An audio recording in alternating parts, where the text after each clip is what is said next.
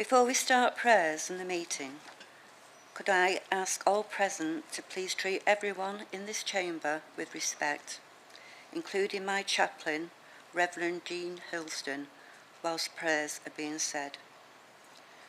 Can I ask my chaplain, Jean, to say prayers?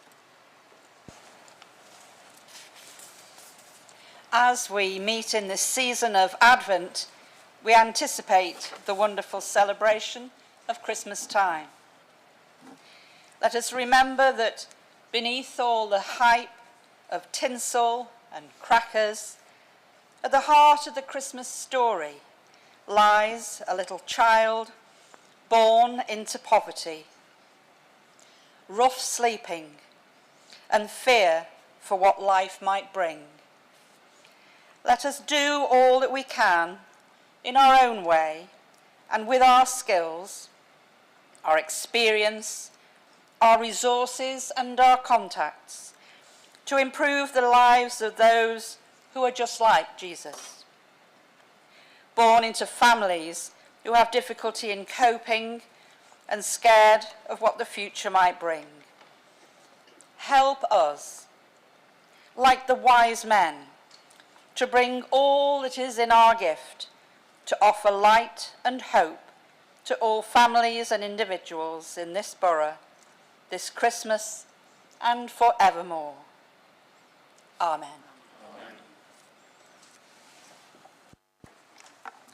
If members wish to remove their jackets, they may do so, and please be seated.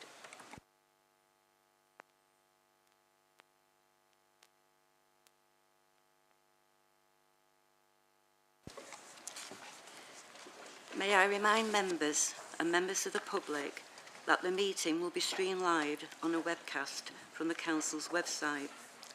The Council has a commitment to conduct its full Council business in an environment that is welcoming, secure and safe for members, employees and visitors.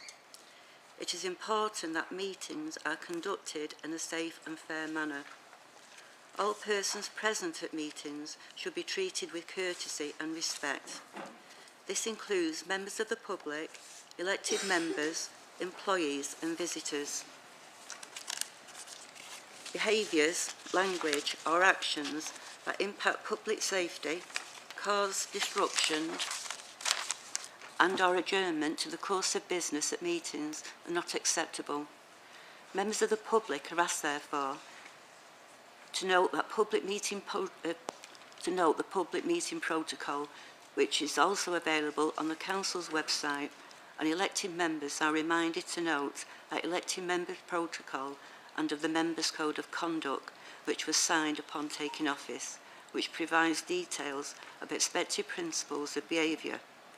The meeting protocol is available on the Council website. We now move on to the agenda, and item 1 is apologies. I've received apologies from Councillor Shoham, Islam, Marland, Quigg, Alias, Esh-Bathford, Akhtar and Ahmed. Is there any more apologies? Thank you. Item 2 on the agenda is Greater Manchester Policing Plan Update. Does the Council agree to suspend the Council protocol rules to allow Chief Superintendent Bowen to address full Council? Thank you. I call on Chief Superintendent Bowen to speak. Thank you very much, Madam Mayor, and thank you very much for inviting me back. Believe it or not, it was 14 months ago, I think, when I spoke to you at full Council, and quite a lot has changed. For a start, we've moved into this room again. The last time was in the big hall as I walked all in, and I'd never seen any of you before. Now, over the last 14 months, I've got to know some of you quite well. And what I did promise I would do 14 months ago, was to come back and tell you the progress that we've made. Again, some of those things that I said clearly needed improvement within the police in Oldham. So thank you for giving me this opportunity to come back today and go through some of those with you. I'm going to try my best to keep this flowing, but there's quite a lot of stats in it, because one of the ways I can show the improvement is to give you stats, okay? So please bear with me, but I'll try and give it context, and I'm going to try and make it Oldham specific wherever that data is held. So you'll have seen quite a lot of stuff in the media from the Chief Constable himself around us coming out of special measures, etc. But that's GMP wide. So hopefully today we'll give you that Oldham context, which will help you in your conversations with your communities and the people that you work with. So, to start, there's a couple of key points I think that are really important at the beginning. GMP is now the most improved force in the country. And that was the verdict of Her Majesty's Inspectorate of Constabulary. And it's been removed from what was known as engaged status. Engaged status, special measures, interoperable terms. So we were removed from that very recently. And what it states is we're moving from the green shoots of recovery to sustained and comprehensive transformation. GMP has done this by investing in the leadership, the workforce and the governance structures to deliver those improvements. I said to you 12 months back that I was part of the team that was brought over, and my sole purpose was to drive those improvements in Oldham. And hopefully what I'll be able to talk to you about over the next 10 minutes will prove that we're making significant strides in the right direction. But I am not going to sit here today and tell you that everything is sorted, because it's not. But I will tell you the progress that we are making. The force is currently delivering significant reviews that are nearing completion, including the neighbourhood review, the response review, crime futures review, and these three together will create the new model for policing here in Greater Manchester. So the improvements we have delivered so far are based on the old structure that was in place in Greater Manchester. But by delivering governance and improvements to performance, we've already got to a certain point. By changing to the new model of policing in Greater Manchester, we will push that further forward to get to where we want to be, and that's to put Greater Manchester Police back at the forefront of policing in the United Kingdom as an exceptional, outstanding force. So we talked 12 months ago about responding to incidents and emergencies. You will have said you can't get through. You ring 39s, no one answers the phone. You ring 101, no one answers the phone. I can tell you now that 999 call answering times in Greater Manchester are the fastest they have been over the last 2 years. We are consistently in the top 10 forces in the UK and are the best large metropolitan force in the country for answering 999 calls now. Our non-emergency speed of answer is now also operating at, on average, less than 2 minutes.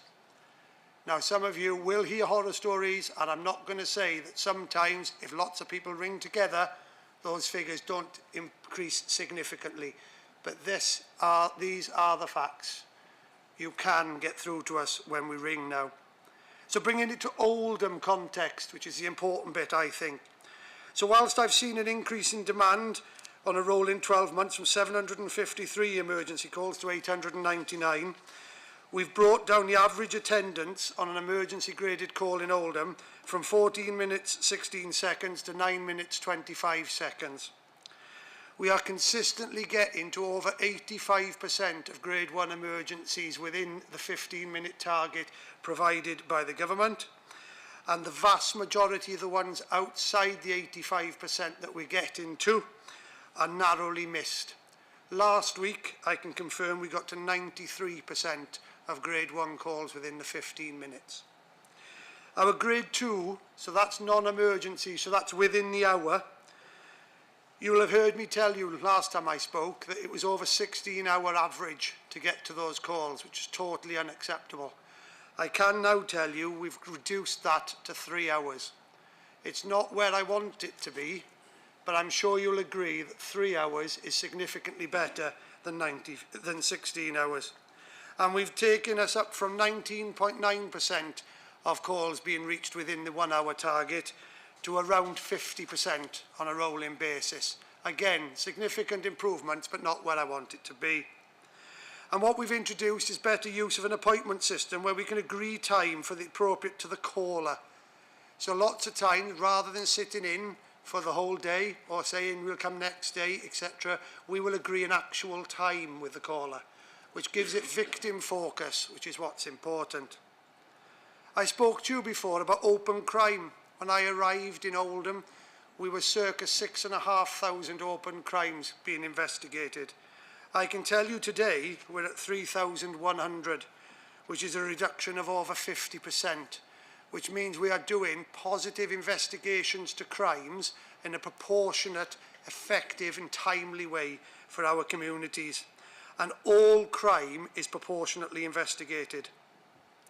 I told you I would increase arrests in the district to bring offenders to justice at the earliest opportunity. I can tell you that arrests have risen by 51.6%. And I can confirm that domestic abuse arrests have risen by 58% in Oldham in the last 12 months.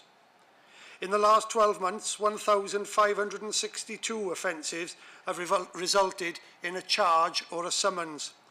And that's an increase of 549 compared to the previous 12 months, or 54% for those of you who like percentages. We've increased the use of civil powers, including domestic violence protection notices. They have increased by 207%, and we issued 159 of those in the last 12 months.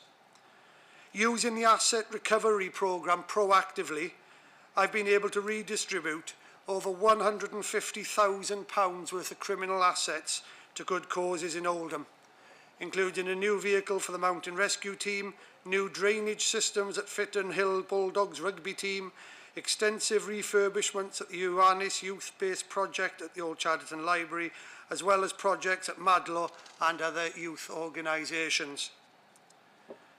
I said I'd aim to prevent and reduce crime and antisocial. I introduced Operation Vortex, which runs throughout the year. Proactive drugs warrants based in the communities are done on a weekly basis. Only yesterday we discovered a 2-floor cannabis farm. And those of you remember earlier in the year Operation Avro, which resulted in 54 arrests in one day, 23 search warrants being executed, and you'll be pleased to know it's coming back very soon in the new year. But for obvious reasons, in a public meeting, I'm not going to give you the date. I told you we would try our best to deliver an outstanding service. So what I push with my staff is getting things right first time, keeping our victims up to date. And we've shown significant improvement in all measures there too. I told you we would use proactive search powers such as stop and search. Stop and search powers in Oldham has increased by 468% in the last 12 months. The positive outcome rate has remained at 21.5% and is increasing as officers gain confidence in using powers that for various reasons they'd lost confidence in using for a number of years. It's pleasing to know that we've had no increase in complaints around the use of these powers because they've been used appropriately and proactively arrested criminals, taking them off the street before they are able to commit crime. I promise to make Oldham the safest place to work and visit in Greater Manchester, and I stand by that commitment. I accept the journey is far from complete, but I thought an appropriate festive quote from Noddy Holder and Slade's famous Christmas song would be appropriate at this time. Look to the future now, it's only just begun. So thank you very much for your time, and I take this opportunity to wish you all festive greetings. Hope your good wishes for the holiday season to you and your families, and may peace and joy in the holidays be with you today and throughout the new year.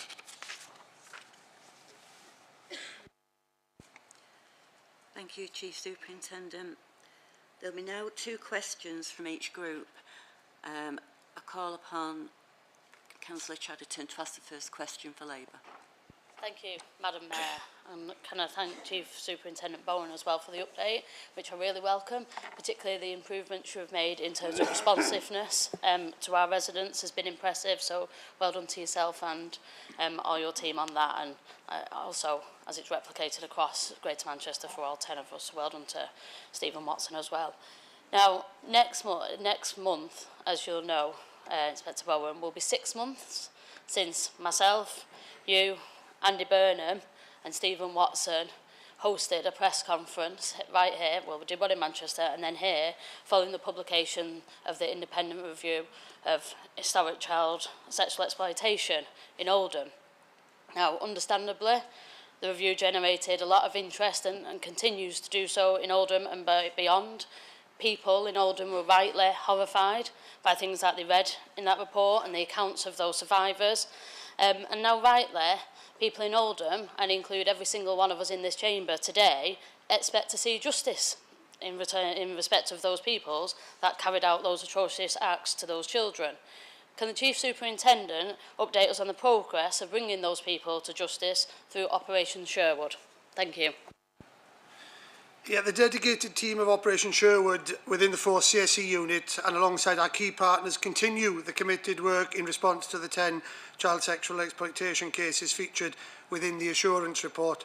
They are ensuring those victims are supported and have absolute intention of bringing those perpetrators to justice. The public interest in the safeguarding report and investigations of non-recent child sexual exploitation within Oldham is appreciated. However, to ensure that justice can prevail for the victims and communities, the investigations must operate under the strictest controls to guard against any prejudicial influence on criminal justice processes. Once investigations into criminal offences commence, even from the earliest stage, they become sub judice, and whilst under judicial consideration, become prohibited from public discussion. But I do reassure all members here that we are giving confidential updates to the cross-party CSE group on a regular basis and will continue to do so. And once we are in a position to make more public announcements, again, we will do so. Thank you. Can I have the next question from the Labour group, please?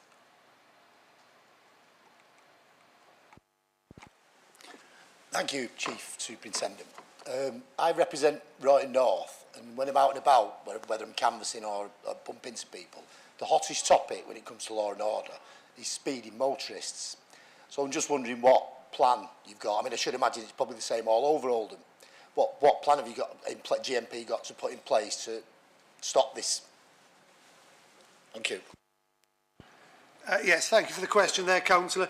Well, you'll be pleased to know that one of the key priorities that Mr Watson made when he took over as Chief Constable was to bring the traffic department within Greater Manchester as a whole, and in turn Oldham's share, more in line with national pro rata. So they've more than doubled the size of the traffic department in Greater Manchester, aiming to be at 140 officers by the end of this year. It was closer to 55 when Mr Watson took over.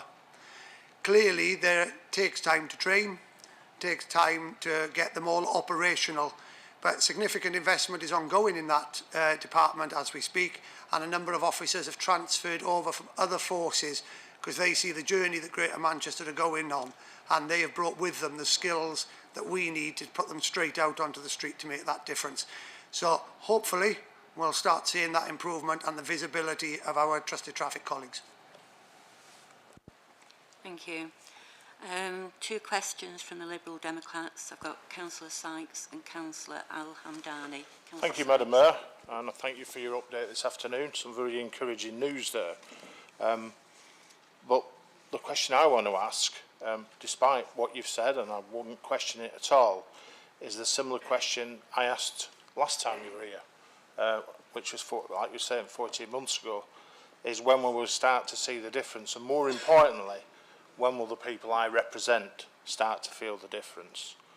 Because that isn't, despite everything you've done, the very clear message I get from people when I speak to them in my ward and in my community. And I want to be clear, there are some valiant efforts done by police officers on the ground and the support staff, and that is appreciated. But in terms of what my constituents tell me, it does still feel, or there hasn't been much change from the bad old days pre the new Chief Constable.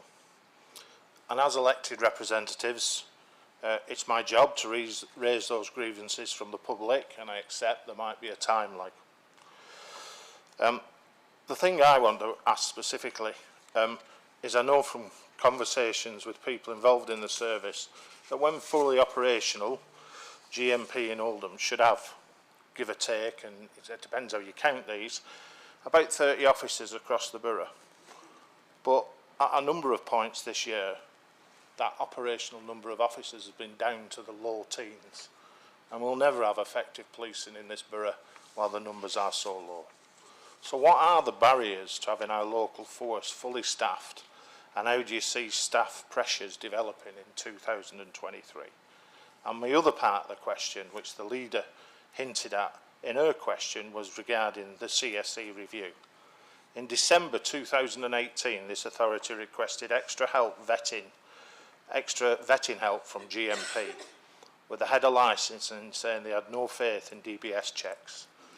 That request was acknowledged when the new Chief Constable was appointed in May 2021.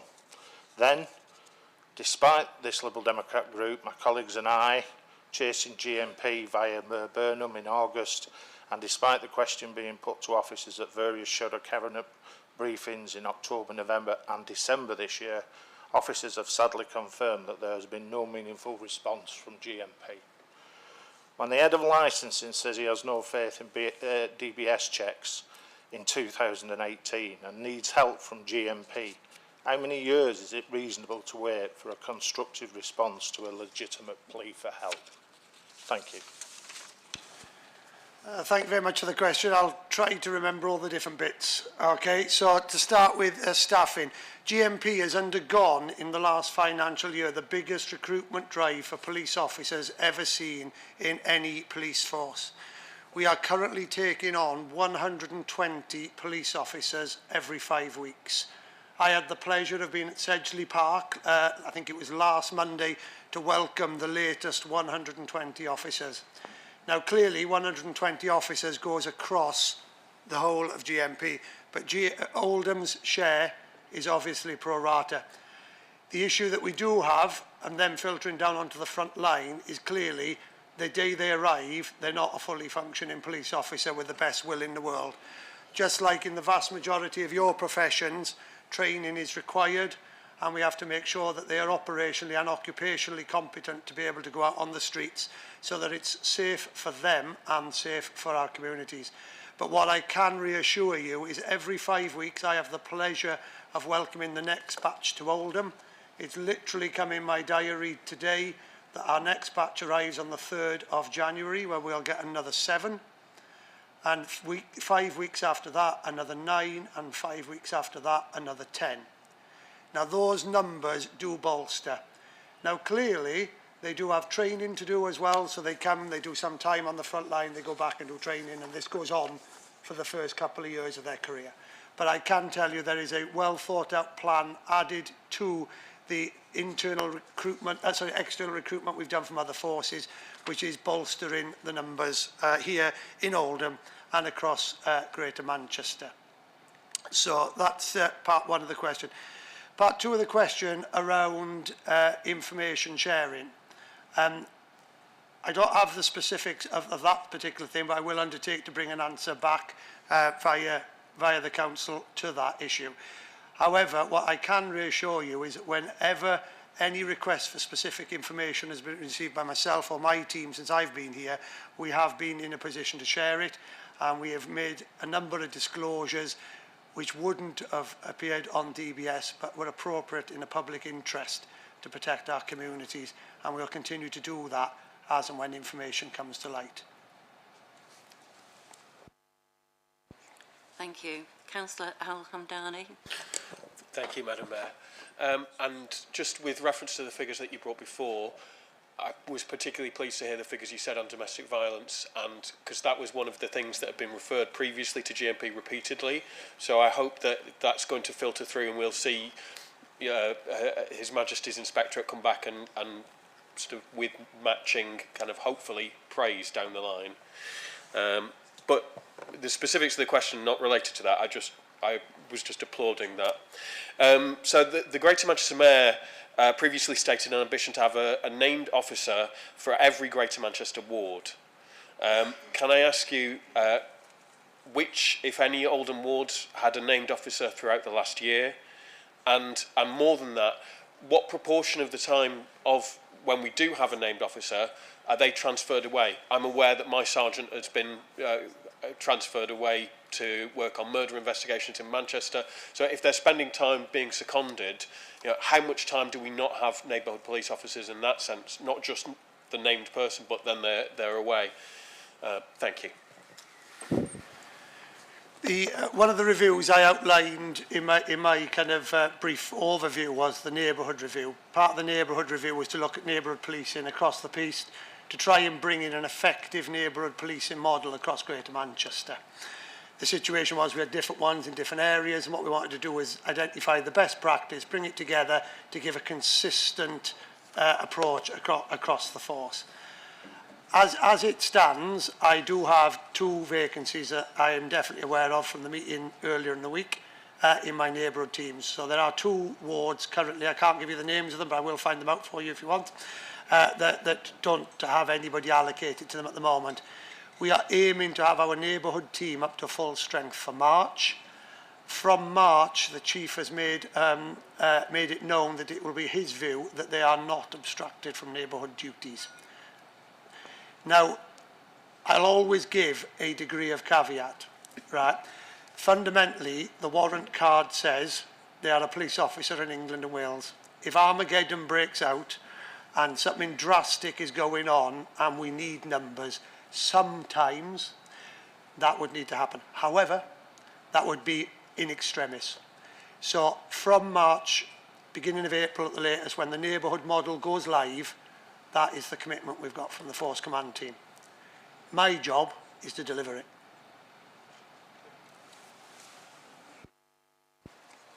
Thank you. 2 questions from the Conservative group, Councillor Sheldon and Councillor Arnott. Councillor Sheldon.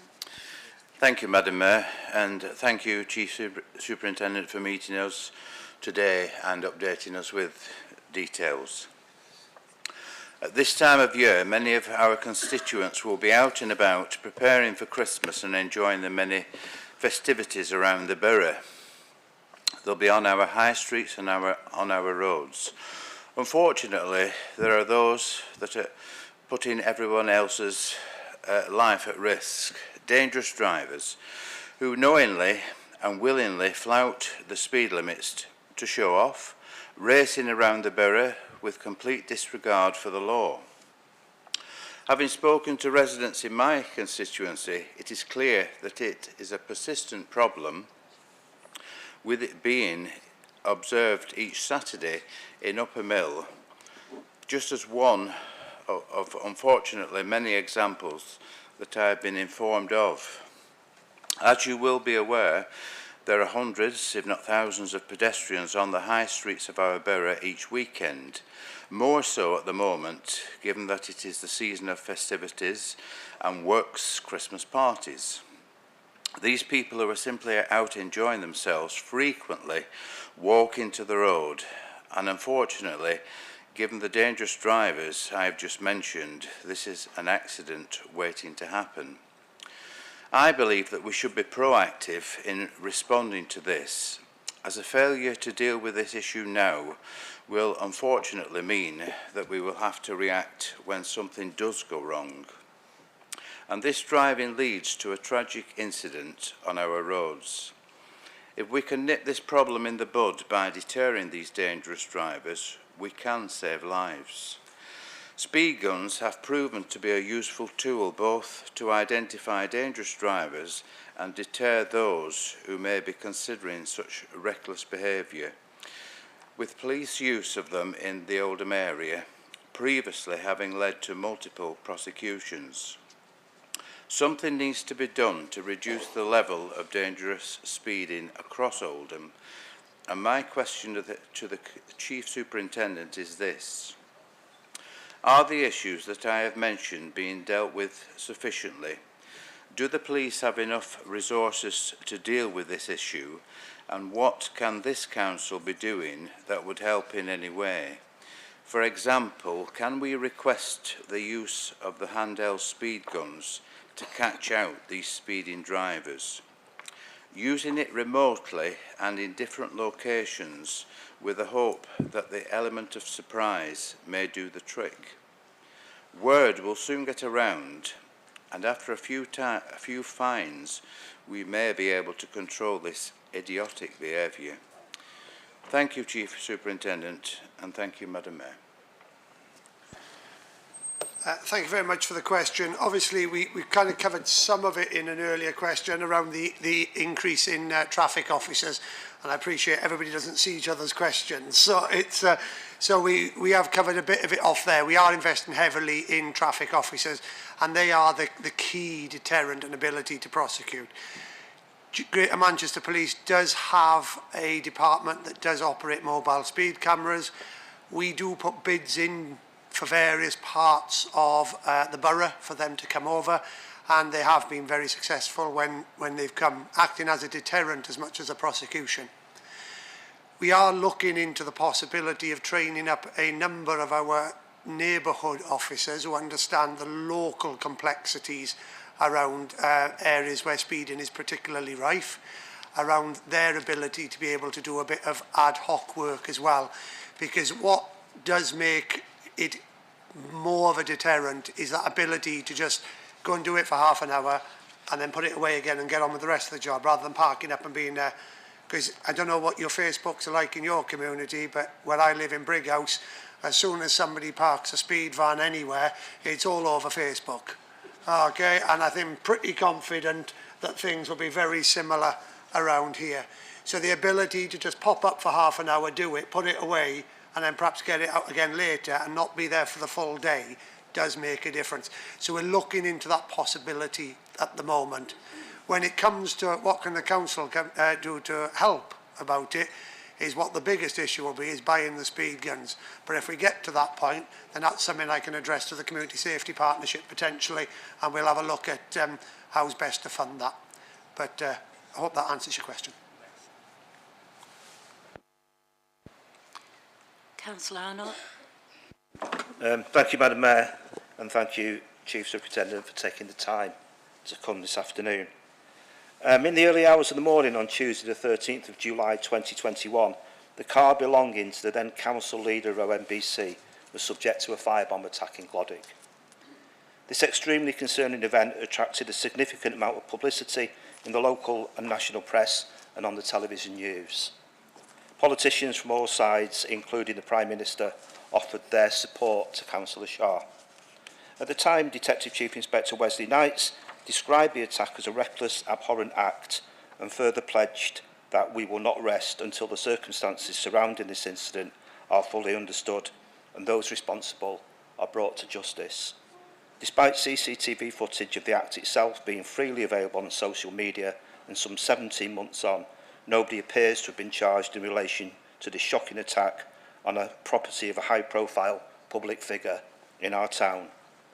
Notwithstanding the limitations that I accept Chief Superintendent Bowen will be bound by when commenting on an ongoing investigation, could he please make a brief statement on JMP's failure to bring anyone to justice in relation to this crime? Thank you very much. Thank you very much, Councillor, for the question. Obviously, there is very limited that I can say in a public meeting about this, but what I can confirm is that it's still an open investigation. I've read the review myself today just to make sure exactly where we are with it, and we are in regular contact with the complainant to keep her up to date with exactly where we are with the investigation. As soon as we're in a position to make any more positive announcements on it, we will obviously do so. Thank you. Two questions from the Failsworth Independent Party, Councillor Holbin and Councillor Ray. Councillor Holbin, please. Thank you, Madam Mayor, and thank you, Chief Super, for coming today. Just a quick question for me, Chris. I think it was 14 months ago when you mentioned the rotas of neighbourhood policing. And I'm still aware in Failsworth, for us, it's either everybody in or everybody off, including the PCSOs, and I just wondered if we'd got any further with the rotas to try and spread the neighbourhood bobby right across the 7 days rather than us having weekends with nobody in and stuff like that. Thank you. yeah, you'll be aware from the conversations we had back in the town at the time that there was something I was really keen to get sorted. You'll be pleased to know that the police officers have been warned of their new rotas, which will spread them out. We're still in negotiations with the unions around the police staff, i.e. PCSOs, but it is our intention to move towards the PCSOs falling onto the same as the new PC's rota. And that would mean that you'll get coverage across the board rather than all of a team for a particular area being on at the same time, and that formed part of the neighbourhood review. Councillor Ray. Hi, good afternoon, and thanks again for updating us. I was just wondering if you've got any feedback on the helpline that was set up for the CSE victims in the borough and whether it's been helping with your investigations. Yeah, there was contact. I don't have the exact figures on me, but contacts have been made via that helpline. All the partners then deal with it, triage any of the kind of things that are made aware of, people that we perhaps weren't engaging with beforehand, so those conversations can take place. And we are in a position where what we have agreed to do is give regular updates at the cross-party CSE accountability group on the exact figures, etc. But yes, it was really useful to have that, because what I will always say is I want anybody to contact us about anything, and I'm really relaxed how they do it, whether it's written on a postcard and popped under the front door of the police station, via 101 999 online, or any additional helplines, any additional means for any victim of any offence to come forward to ourselves or to the local authority will always be welcomed. Thank you. That concludes that item on the agenda. We move forward now to item 3, is minutes. Is Council agreed that the Council minutes from the meeting held on the 2nd of November 2020 are approved? An amended first page correcting the attendance list has been circulated to members. Agreed? Agreed. Thank you. Item 4, declarations of interest. Yeah, Madam Mayor, I was actually present at that meeting and I've not been included in the minutes. Yeah, we can alter that for you, yeah.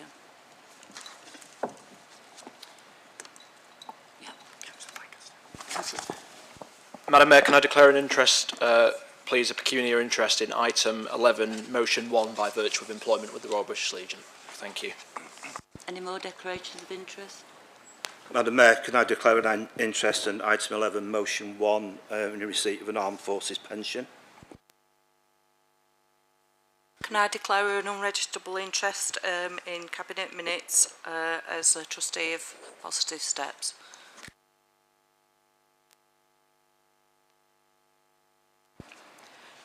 Go on to item 5, urgent business. There are oh, sorry. Thank you. I'm also a trustee of Positive Steps. Same here. Cheers. Anybody else? So go on to item 5. There's no items of urgent business. Item 6, communications. I would ask members to note that Anna Roberts was elected as a member of the Hollingwood Ward on the 17th of November 2020. I have been given notice that the leader wishes to address the council with a statement in relation to Strep A. Councillor Chatterton. Thank you, Madam Mayor. Before I move on to Strep A, I think I speak for everybody in the chamber in regards to the terrible incidents in Solihull this week and the 3 children that have died and the 1 child that is currently in a hospital fighting for their life. I'm sure all our thoughts and prayers are with those families, and I can't begin to imagine the horrifying experience, particularly this close to Christmas, that they're going through at the moment. And this is in relation to an update on Strep A, which obviously is causing a lot of concern amongst parents across the country at the moment. So I thought it timely to give an update on where we are, what it is, and how concerned people should be, and where they can find information in relation to this. Strep A is a common bacteria. Most of us carry it within our throats and our skin, and for the vast majority of people it doesn't result in an illness. The range of infections caused by Strep A can include tonsillitis, impetigo, cellulitis and scarlet fever.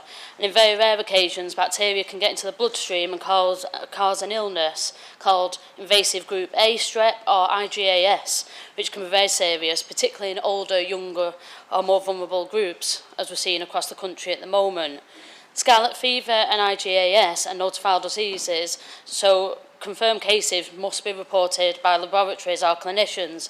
However, these reports go to the UK Health Security Agency rather than to a local authority. Strep A cases across all age groups are higher than expected at this time of year across the country, and cases of Strep A usually increase during the winter, and the last time significant numbers were reported, it was the winter of 2017 to 2018. Seasons with high cases occur every 3 to 4 years, but we expect that because of the social distancing rules in relation to the pandemic, this is why we're slightly later than expected.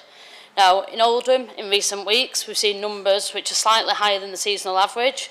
In the 5-week period from the 31st of October to the 2nd of December 2022, there were 21 cases of scarlet fever and 4 cases of IgAS in Oldham residents, which were notified to the UK Health Security Agency.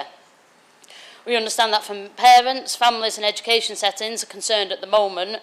The Council's public health team is providing advice to schools and early year settings to assist in raising awareness and preventing the spread of Strep A and other winter illnesses. The Council is also providing information to parents via schools about the key signs and symptoms to look out for and actions to take to prevent spread of infection. Information about Strep A is also being shared via the Council's communications channel. Obviously, the NHS website has been updated with an awful lot of information about Strep A, so if any concerned parents can also go on there, which includes symptoms or signs to look out for if you think your child may be suffering from this. Thank you, Madam Mayor. Thank you. Still under communications, I've been informed that the former member and chairman of Chadderton UDC, William Bill Fish, has sadly passed away. Bill served as an Oldham Metropolitan Borough Councillor for Chadderton South from 1974 to 1978. Can I ask members to join me in a minute's silence? Thank you.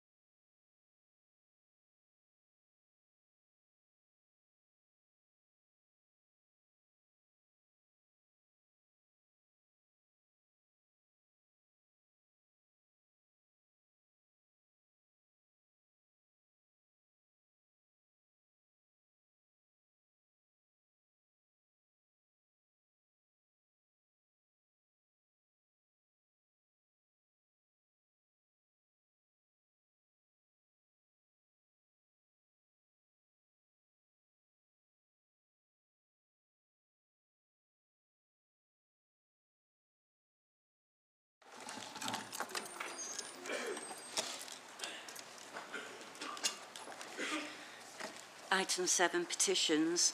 There are no petitions for Council to note. Item 8 is Youth Council. I call on the Youth Council to present their motion.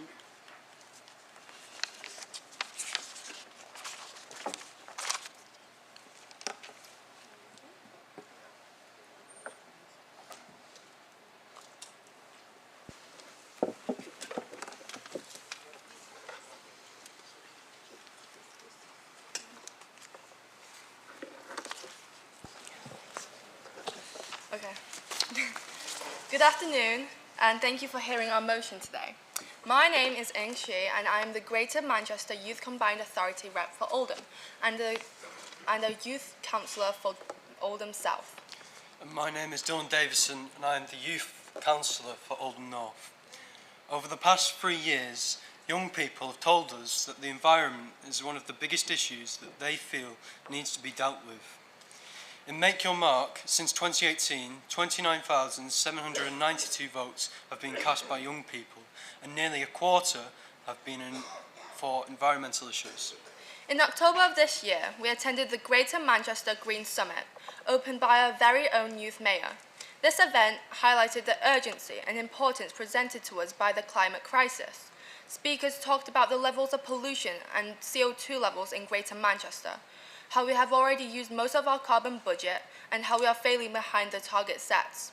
Our youth councillors also attended the Net Zero conference, where lecturers from Salford University and the Royal Horticultural Society demonstrated how we can use green, brown, blue roofs as well as living walls to help the environment. With the information from both of these events, we felt that we should bring this to your attention so that Oldham can take action. So what is a green roof? Simply, it is a roof of a building which is partially or completely covered with vegetation and growing medium, planted over a waterproof barrier. A variety of this type of roof is the brown roof, which is where the plants self-seed from wind-blown and bird lime seed dispersal. A blue roof is quite simply a roof designed for the retention of rainwater and can be combined with green or brown roofs so that the captured water can irrigate the plants. Finally, if we take a green roof, turn it vertically and put it on the side of a building, then it becomes a living wall. We know that the installation of these types of roofs and living walls can be as much as 75% more expensive than the conventional roof and wall types, especially if the wall or roof is being retrofitted. However, in Germany, where green roofs are common, a green roof can be expected to experience double or even triple the life of a standard roof, saving money in the future. Savings can also come from the reduction in operational and maintenance costs. The Investing in Green Roofs for Climate Adaptation report by the Ignition project showed this measure comprises of low operational costs and reduction in bills. It showed a 13% saving in wastewater charges and saving of 5% on energy costs for apartments in Salford. That same report showed that a brown roof on the Unicorn Grocery, Manchester, had an 18% saving on energy costs and a maintenance saving of 20%. Use of green, brown and blue roofs is also fundamentally a perfect idea for a business's reputation. The report asserted that by being more environmentally conscious, maintained or even increased the reputation of a business. This reputation also helped uplift the property and rental costs of their buildings. Well, our motion today is not about saving money. It's about saving our planet. As we mentioned earlier, we are not meeting our targets in Greater Manchester, and we feel this intervention will help with that, while making our town a nicer, cleaner and greener space to live and work. The Investing in a Green Greater Manchester report showed that for every square metre of a green roof or living wall, it produces 1.7 kilograms of oxygen per year, while other studies have shown that living walls and roofs could capture 84 grams of carbon in the atmosphere.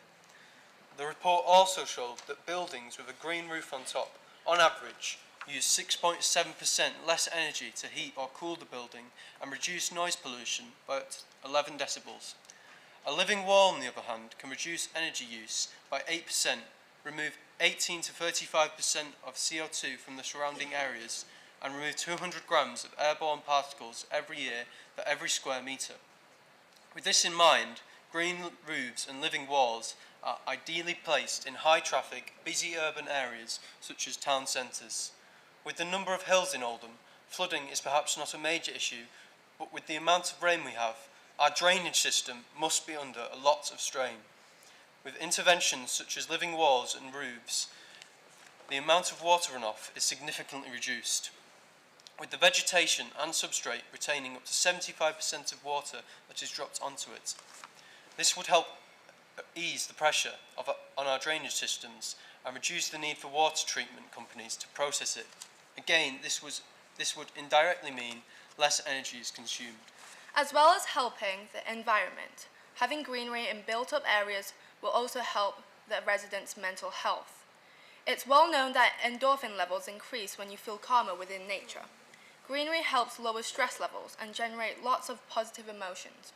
In replacing brick and concrete for green roofs and green walls. It will impact on Oldham's residents' well-being and maybe even entice them to visit these places more often. We have thought about where these roofs and walls could be placed. The new development of a green space in Oldham Town Centre would be an ideal start. Any business or flats built in this space could be designed with these specialist roofs and walls already fitted, saving on having to add them later. However, we also felt that roofs and living walls would be ideal retrofittings for buildings in parks, such as cafes, so that they fit better into the natural environment already there. Schools and colleges could be another space that have living walls, which will not only reduce costs for already stretched budgets, but will help teach young people about caring for the environment. Our favourite idea, though, is to add green or brown roofs and living walls to public transport stops and stations. These could be seeded with bee-friendly plants, and of course, we could call them buzz stops. When we talk to our colleagues from other youth councils through the GMYCA, Oldham always appears to be the forefront of eco-innovation. We are proud to discuss schemes such as the Northern Routes, how we are looking to install solar farms, or how far we think outside of box when we think to flood old mine shafts to heat local businesses. When we have looked at the development of the town centre and when we talk to council officers, there is no mention of living walls and roofs. We don't believe that they have been discounted but perhaps overlooked. Therefore, we would like to propose that the Oldham Council resolves to investigate the feasibility of installing green roofs and living walls on old buildings in Oldham. Consider supporting businesses and schools that wish to install green roofs and walls, and that green roofs and walls are considered as part of the Council's approach to climate change, adaptation and resilience. Thank you. And finally, may Oldham Youth Council wish you a very Merry Christmas.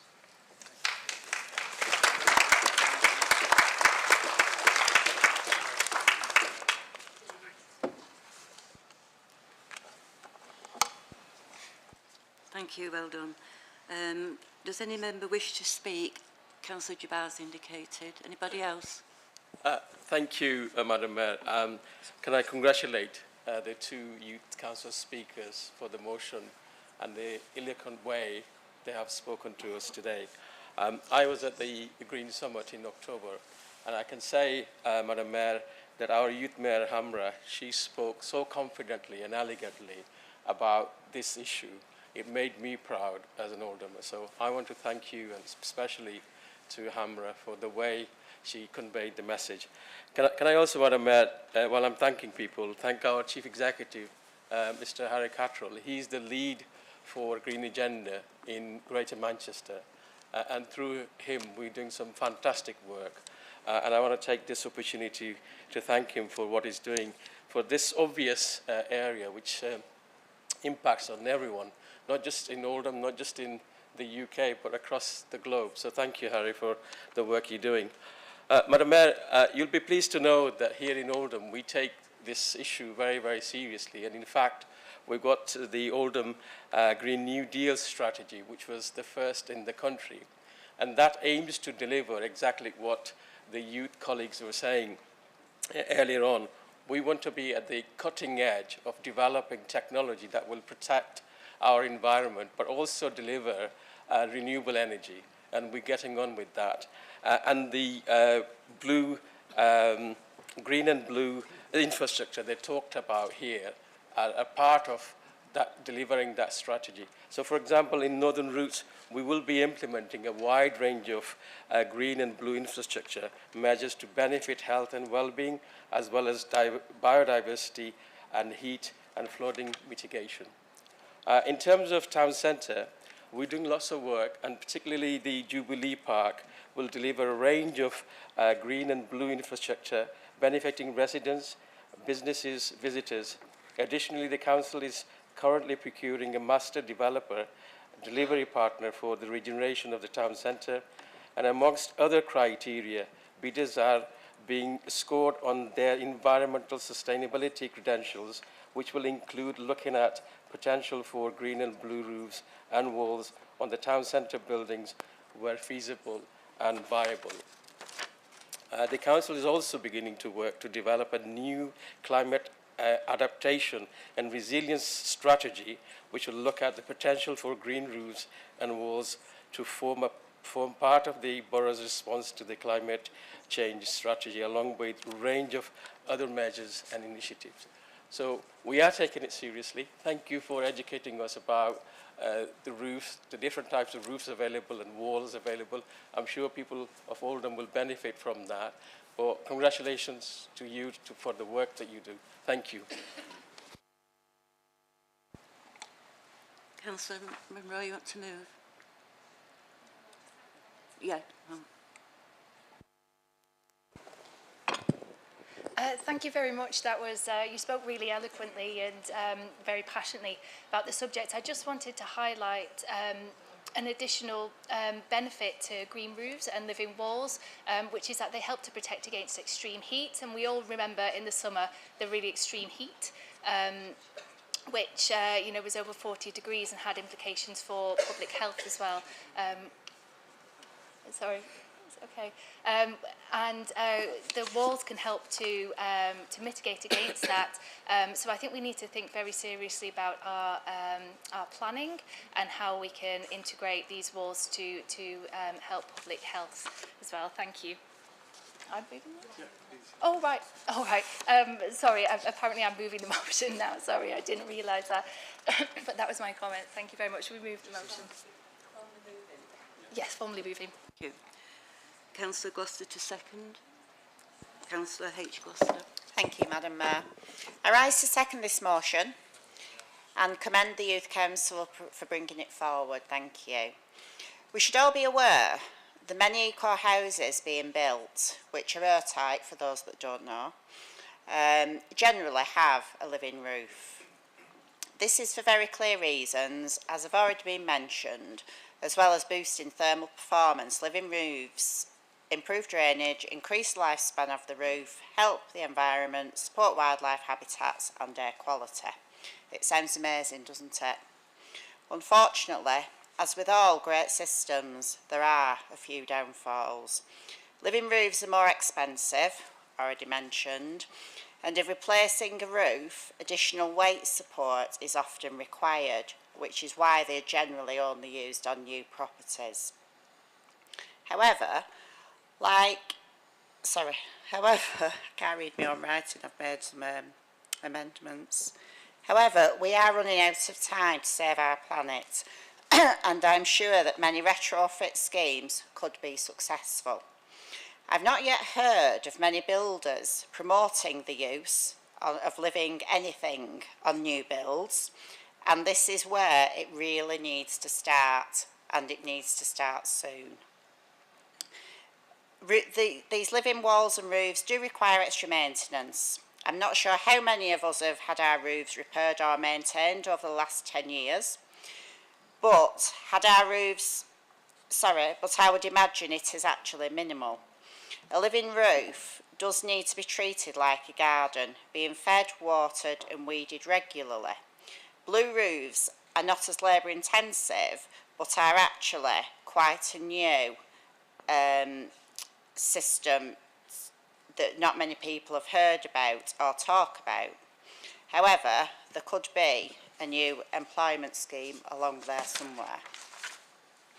However, there are more benefits to these systems, and this motion is credible as long as the planning of it is done correctly. In 2019, the Liberal Democrats did bring forward a motion which was approved after being amended by Labour, and this was to increase our urban meadows and bee corridors, coming back to the bee bus stops. It may be worth having a look at the report that should have been presented to Cabinet, which would give a real starting point and identify any progress on this has been made. You have said in your motion, with the number of hills in Oldham, flooding is perhaps not a major issue. I did just want to point out that this is not absolutely a true reflection. And a great deal of work which Sean Crompton Parish Council have supported has taken place on Crompton Moor to reduce the high flood risk that the valleys below are threatened by. The peatland has been degraded significantly over centuries by mining, drainage work, pollution from industry and wildfires, and as a consequence, the moor is now less able to store water than ever before. This storage is needed to help reduce the risk of flooding following rainfall to settlements adjacent to the River Beal. Over 9,000 of the super sponge plants, sphagnum moss, have been planted. Over 4,000 very thirsty tree types have been planted to intercept and slow rainfall. This is being monitored by Manchester University to assess the benefits of natural processes. Also, 5 leaky dams have been built to store and slow water flow downstream to reduce the risk of flooding.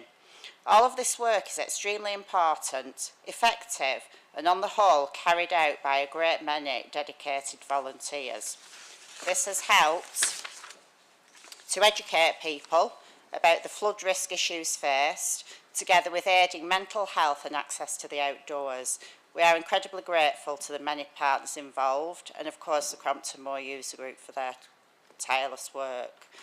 The project was actually featured on Countryfile in 2020, if anybody wants to see the work undertaken and our volunteers in action. As we know, it takes many bricks to build a wall. It could take a lot of soil as well. And small steps like these are the only way to protect our environment moving forwards. I'm sure we all agree this is paramount, so please support the motion. Thank you. Thank you. Are the recommendations agreed? Thank you. Thank you. Move on to the next item on the agenda, which is item 9, which is question time. This part of the agenda is question time, where Council will consider all questions submitted in the order received, starting with public questions. There is a 30-minute time limit for public questions, and once this time limit expires, no further questions will be asked. There is no right to reply to answers given, and I will be reading out the questions. If the time limit has expired and a member of the public has submitted a question which has been ruled in for consideration, the question and response will be published on the Council website. The first question had been submitted by Andy Powell. A flagpole was recently installed and uninstalled at Dockford Park in Royton at a cost of over £2,000 under the Local Improvement Fund. A request to an FII request states that the flagpole was requested by one or more councillors who appear to have circumvented the proper process and requested the flagpole even though it was not on the approved expenditure. Point 1. Which councillors requested and or instigated this use of Royton taxpayers' money without authorisation? Point 2. What action has been taken in respect of those involved? Point 3.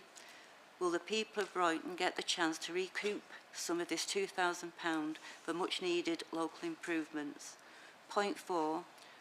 What has been put in place to stop it happening again?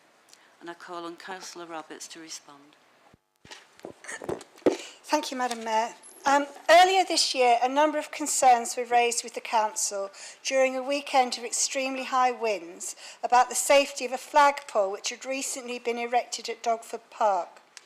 On investigating, it became clear that the flagpole had been installed by council officers outside of the proper processes and approvals for the local investment fund, and as a result, no risk assessment or safety assessment could be found in relation to this.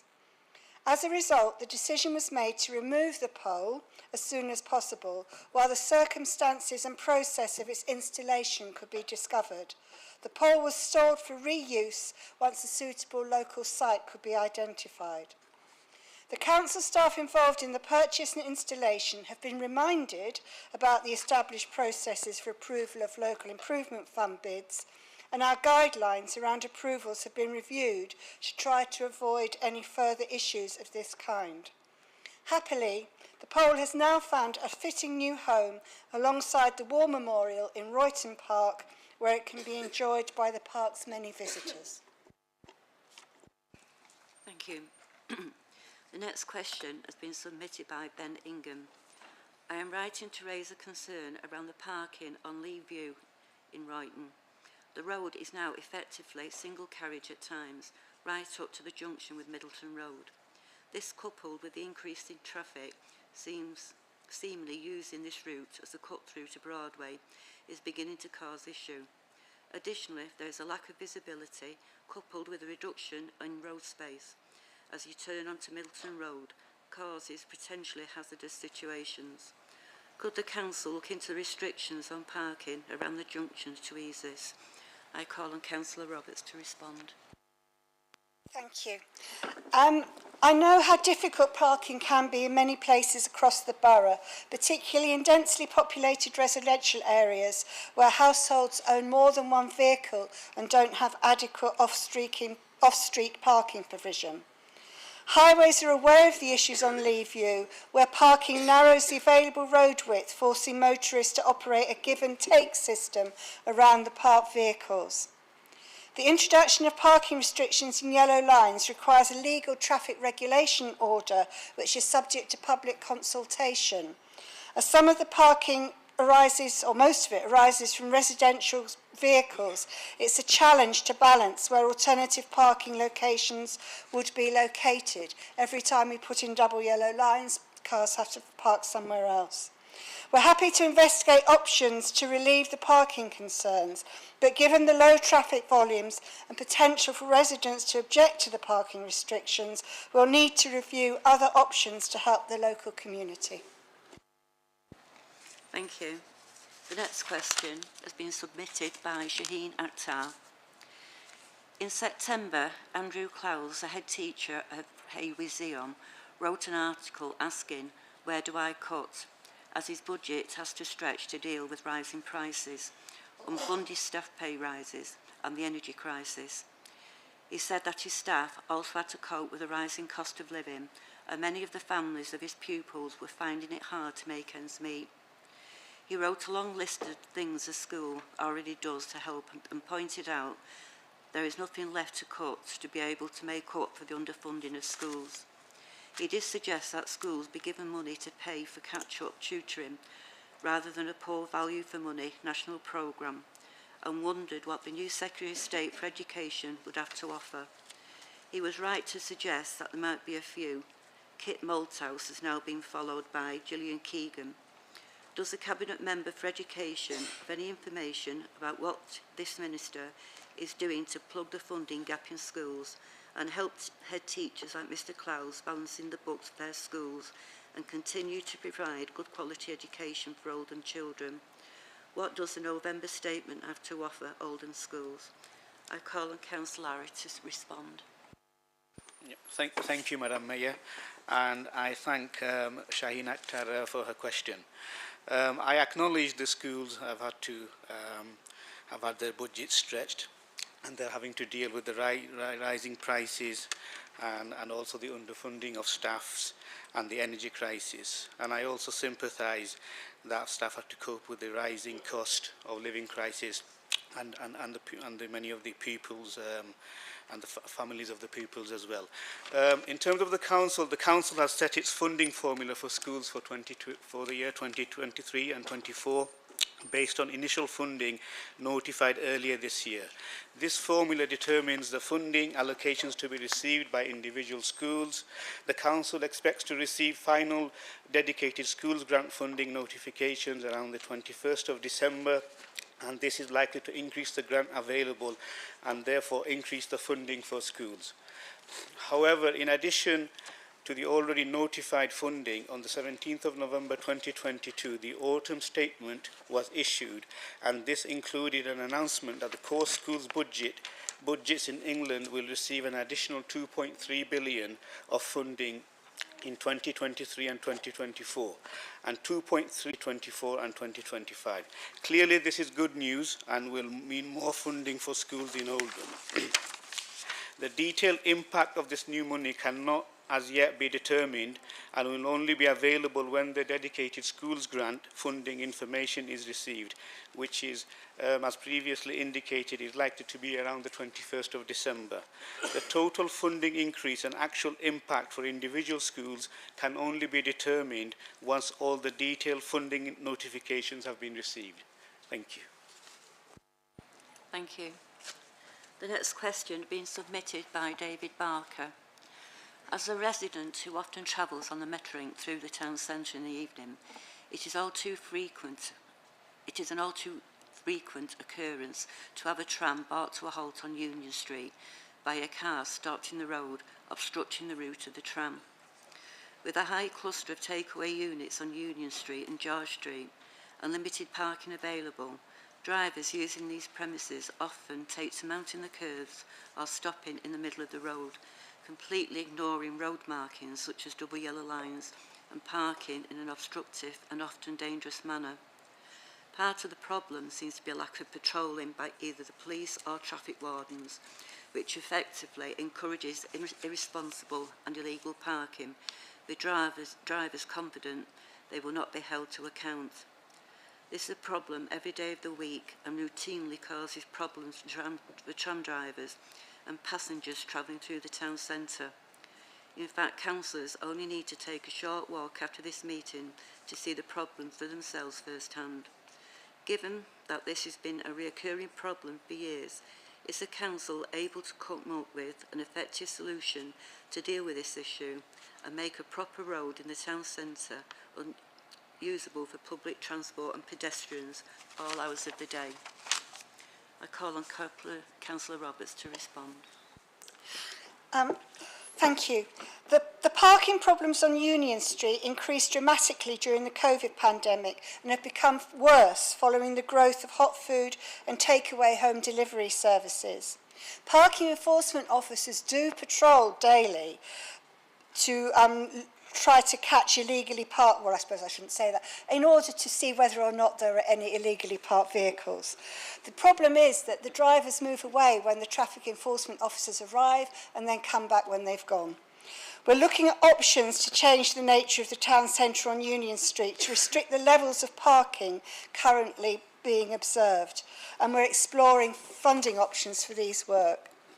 In addition, we also know that part of the issue is that the number of unregistered vehicles being used for these delivery services. Parking tickets have been issued, but they do not get paid, and some vehicles have now accrued considerable debt without a registered owner or address on the national DVLA system. This issue has been escalated to the Safer Roads Partnership at Greater Manchester level and to the Greater Manchester Police, as these issues are also being seen more widely nationally, and where possible, these vehicles are being removed from the road. Thank you. The next question has been submitted by Connor Green. What preparation is Oldham Council making to deal with possible energy blackouts this winter? The government has been wargaming to find out how the country would deal with energy blackouts for up to a week this winter. Has the government issued any guidance on how Oldham Council shall keep services going for the most vulnerable, or offered any money to help, e.g. care homes or children's homes?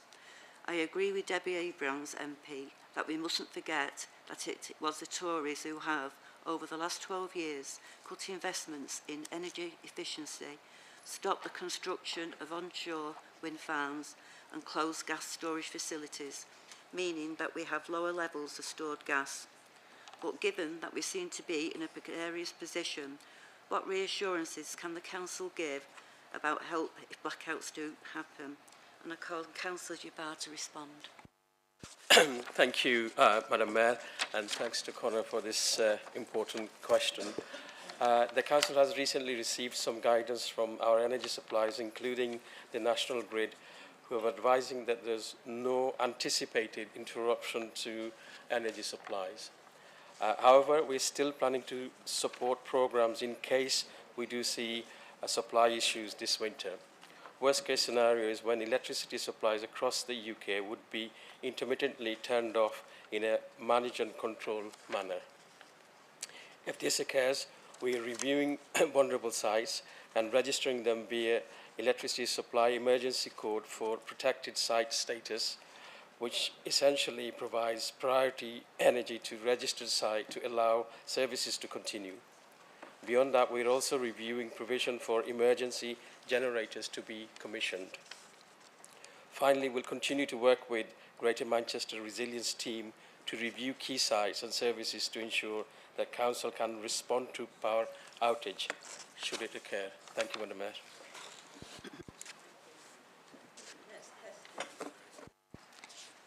The next question has been submitted by Hazad Hussain.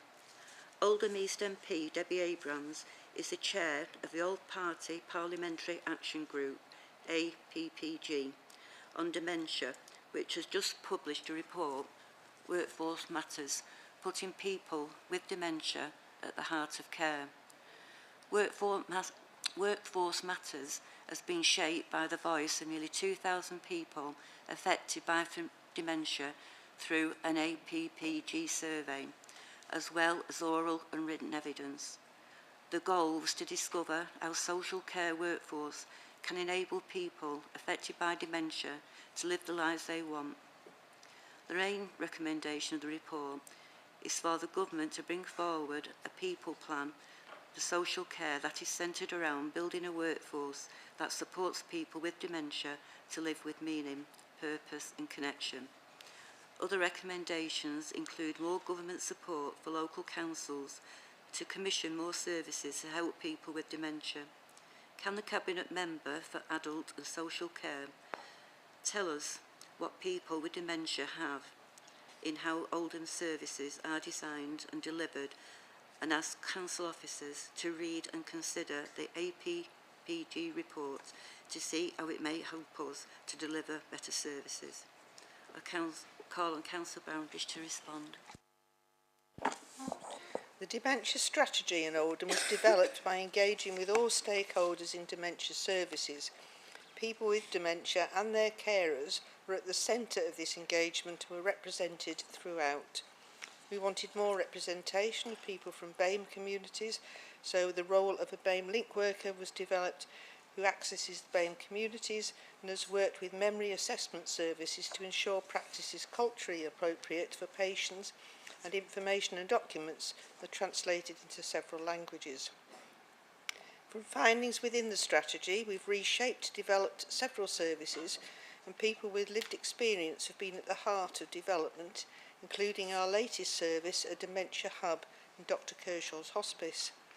People with lived experience were present from the start in the planning group and were clear about what they wanted and were key in the design of the service. We work closely with Springboard, a peer support group for people with dementia and their carers, who regularly attend Oldham's Dementia Partnership Board and support us to develop person-centred services. Oldham was a key player in the development of the digital dementia pathway, which was developed by Dementia United. Oldham was part of a GM-wide engagement which reached over 300 people with lived experience, and their views were embedded into the pathway standards and design. The pathway supports people with dementia to live with meaning and purpose by giving information on services and groups they can access in their area. The Dementia LGBT Plus group addresses issues related to people with LGBT Plus community. A physical health trainer with Age UK helps on diet and plans exercise such as walking, exercise classes and group sessions, as we know physical health and good diet slows the onset of dementia. We continue to work towards meeting strategic objectives, placing people with lived experience at the centre of development work to co-produce service design and operation. We're aware of the All-Party Parliamentary Action Group report and the findings will be considered in dementia service development. Thank you. Thank you. The next question has been submitted by Josh Charters.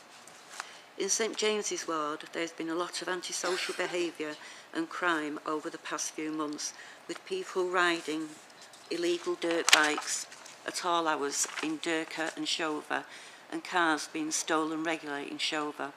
Is the council working with GMP to address this, and how can we see what has been done?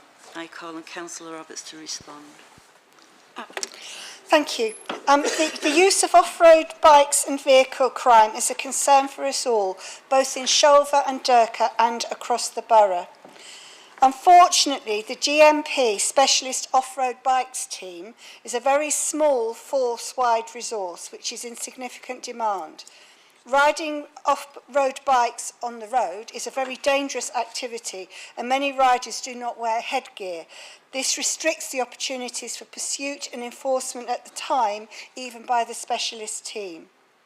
Resolution of this issue requires a much wider long-term problem-solving approach, and council colleagues from across a variety of services are working with GMP's neighbourhood policing teams and the U Neighbourhood Prevention Hub to address this as a key priority. It remains important that reports are made to the police with as much detail as possible being provided, such as vehicle details and registration numbers, if available. There are a number of legal powers which can be used, not just against those riding the bikes, but against those involved in the storage and transportation of them. Intelligence regarding where vehicles are being stored and the vehicles which bring off-road bikes to a site is key to identifying the individuals involved and the potential seizure of the bikes using the available legislation. There is a robust response to serious acquisitive crime which includes the theft of vehicles. Community safety services are working with the neighbourhood crime team to take action, including making applications for criminal behaviour orders against those identified as being responsible for car thefts.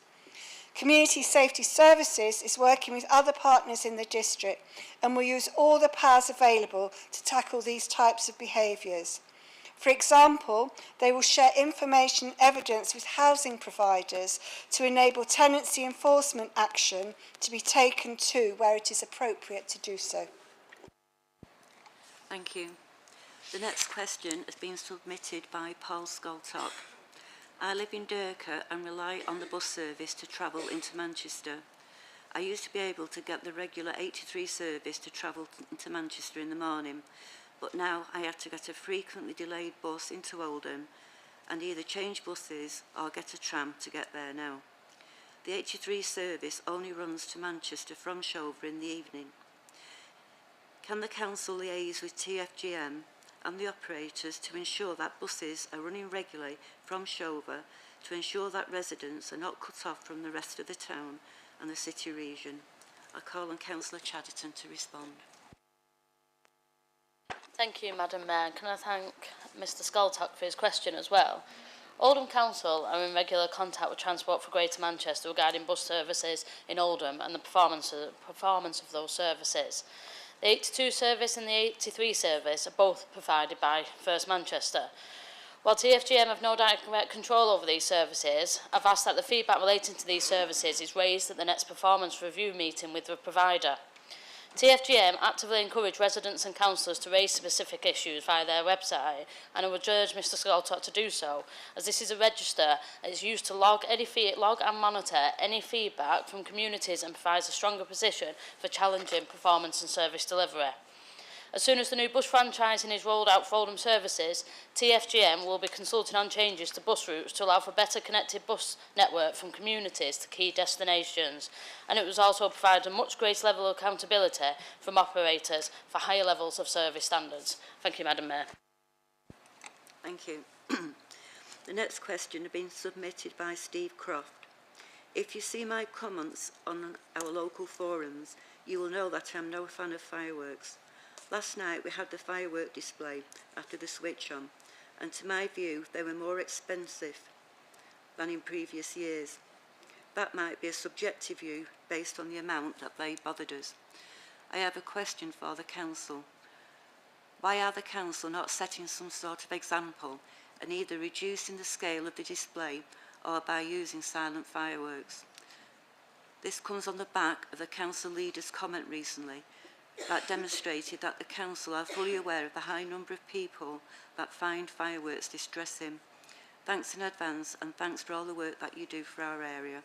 I call on Councillor Roberts to respond. Thank you. The display has gradually reduced from an original 12 minutes to this year's 8 minutes. So the fireworks are a finale to the main show, which enables us to redirect resources into working with local performers and artists and the development of the New Style Switch-On show. The display this year also substantially increased the use of quieter Roman candle and lower level effects and reduced the number of large aerial shells to fit in with the music that was written for the show. This will have reduced the impact of noise over longer distances compared with previous years. While there is an alternative of quieter fireworks, these aren't entirely silent. They are also less exciting, not only because noise is part of the attraction of a fireworks display, but also because it's necessary to get them up into the air in the first place. The display is not a full volume for the whole time. It has lulls as well as climaxes. During these lulls, the noise is relatively modest. To hear the full volume of the fireworks, you'd need to be very close to the town centre firing zone, as sound dissipates quickly the further away you are from it. Wind direction also plays a big part, and noise is louder downwind than upwind of its source. We did receive some feedback from residents who dislike fireworks, but we also received lots of positive feedback year on year from people who enjoy events that include firework displays. And we have 8,000 to 10,000 people on average attending the switch-on event, which can create additional footfall in the town centre for businesses. Thank you. The next question has been submitted by Stephen Ingham. It is great news that council staff have started moving into the spindles and that work has taken place to help businesses to relocate elsewhere in the shopping centre to allow this to happen. I know that part of the point of locating council staff in the spindles is to put them closer to the shops and the new market, and hopefully this will support those businesses to thrive. Can the council confirm how many staff are expected to work from the spindles when the fit-out for our office is complete, and what the timetable is for this work? I call on Councillor Chadderton to respond. Thank you, Madam Mayor. Can I thank Mr Ingham for his question as well? We're currently finalising the floor plan, which will determine the final number of staff that will occupy the spindles accommodation, but at present we estimate it to be between 800 and 1,000 staff will be located in spindles at any one time, with some officers working out in the communities or from home on time to time, depending on the nature of their service being provided. As Mr Ingham references, one of the key strategic drivers of the relocation was to ensure the ongoing sustainability of a thriving town centre, recognised as a location with quality office space, accommodation, recreation and leisure opportunities. Thank you, Madam Mayor. Thank you. The next question has been submitted by Nicola Longshaw. I was pleased to see Oldham Council's cost of living package featured on BBC North West tonight and referenced as the largest of its kind in Greater Manchester. At the last council meeting, the leader referred to a dashboard to measure the demand for and impact on the Can We Help campaign. Can she give further details on what this dashboard shows us so far? Has the council received any government support to devise this package, or has it been put together solely from Oldham Council's own resources? I call on Councillor Chadderton to respond. Thank you, Madam Mayor. The cost of living dashboard allows us to compare demand and our key services to the same time as last year, and also to track some more recent changes. It's clear that demand has increased significantly over the past year. We also ask each service to comment on capacity, and it is clear from their input that recent officer appointments funded by the cost of living package have been vital in allowing them to cope with the increase in demand. The dashboard is part of a larger body of intelligence work that is being used to target our limited resources more effectively. Officers are continuing to review and improve the data that is used to provide the required intelligence as part of a long-term strategy to support our residents and proactively and efficiently. We have committed £3 million of funding to support Oldham's cost of living response. The majority of this investment is coming from the council's own resource base, while the Household Support Fund, a fund paid by central government, is contributing £295,000 to the response. Thank you, Madam Mayor. Thank you. I've taken the next question as the last one. So apologies to Mr. Rahim and Mr. Barnsley. The next question has been submitted by D. Johnson. Our current Prime Minister was caught on camera earlier this year bragging about cutting funding from the least wealthy areas so we could give more money to richer areas. His predecessor crashed the economy, costing the country billions. Please can someone advise on how these actions have impacted on the funding for Oldham? I call on Councillor Jabbar to respond. Thank you, Madam Mayor. Thanks to D. Johnson for her question. Very important question, Madam Mayor. It's very difficult to actually assess directly the impact of the Prime Minister's question, but I do know that Oldham received the 6th highest cut in terms of central government cuts that was delivered to local authorities. I'll provide a bit more details about how funding is allocated to council. So normally we get the general revenue funds, funding for the council by means of funding formula. Changes to this formula obviously changes the way the amount of money each council receives. There's been no major changes to general funding formula recently, although such changes have been discussed for some time, including the introduction of the outcome of the Fair Funding Review, which would use more up-to-date indices for factors such as deprivation in determining grant allocation. The government has repeatedly referred to the introduction of fair funding. It has not introduced it yet. It would undoubtedly have increased the funding received by Oldham and reduced the funding for more affluent boroughs. So if there is a new formula, Madam Mayor, which reflects the level of deprivation each borough has, and if they were to introduce that, then definitely places like Oldham will get more money because we have more deprivation. And obviously, if there is a defined pot, then the wealthiest borough would get less. But I wonder, Madam Mayor, why they haven't introduced this funding formula, because this has been in review for many, many years. And maybe one of the reasons is because places like Oldham would get more. Thank you. Thank you. We now move on to questions to Leader and Cabinet. This next part of the section is questions to Leader and Cabinet with a time limit of 30 minutes. I've had advance notice of questions. The Leader of the Liberal Democratic Group will ask his questions. Councillor Sykes.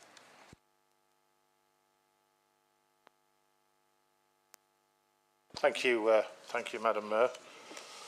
And before I do anything else, can I wish everybody an happy Christmas and all the best for New Year? And that's as nice as it gets. And even you, Brian, because I heard that with the eyes in the back of my head, all right? Or my ears in the back of the head. Madam Mayor, over recent days, we've seen a massive government U-turn on housing targets.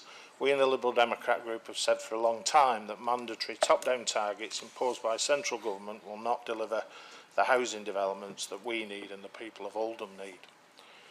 All that top-down targets do is force councils to sacrifice good planning and open green spaces to meet an arbitrary number of units without considering local need. The Labour group themselves have always maintained that government targets were forcing them to concrete over green spaces and green belt, and that they had no choice, locked in as they were to these mandatory out-of-date targets.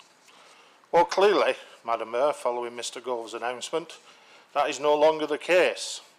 Greater Manchester now has 2 years during which to rethink and reposition its housing strategy.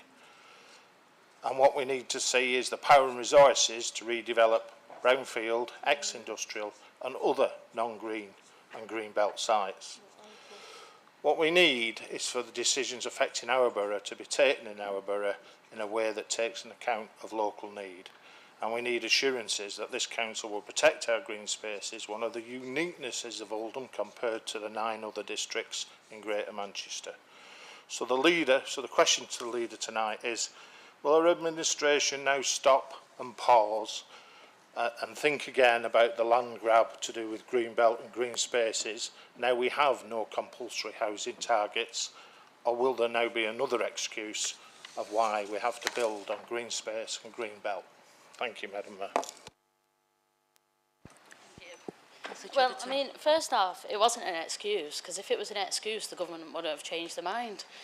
By changing their mind, obviously from pressure from their own Conservative councils, they've accepted that it was a top-down target, that we were forced into doing that, and out came GMSF and then P3. Now, like Councillor Sides, I welcome the U-turn from the government. I'm cautious, given the government U-turns every 10 minutes, and until it's into law, you have to be cautious about that. But obviously, we have always said we don't want to build on Greenbelt. You know, that should be the view of everybody. We should always progress a brownfield first policy.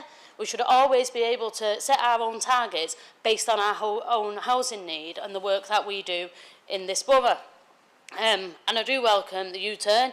It irritates me. What an absolute waste of time. What an absolute waste of public money over the past 3 years. I find it disgraceful that we've had to go through this for them to change their minds.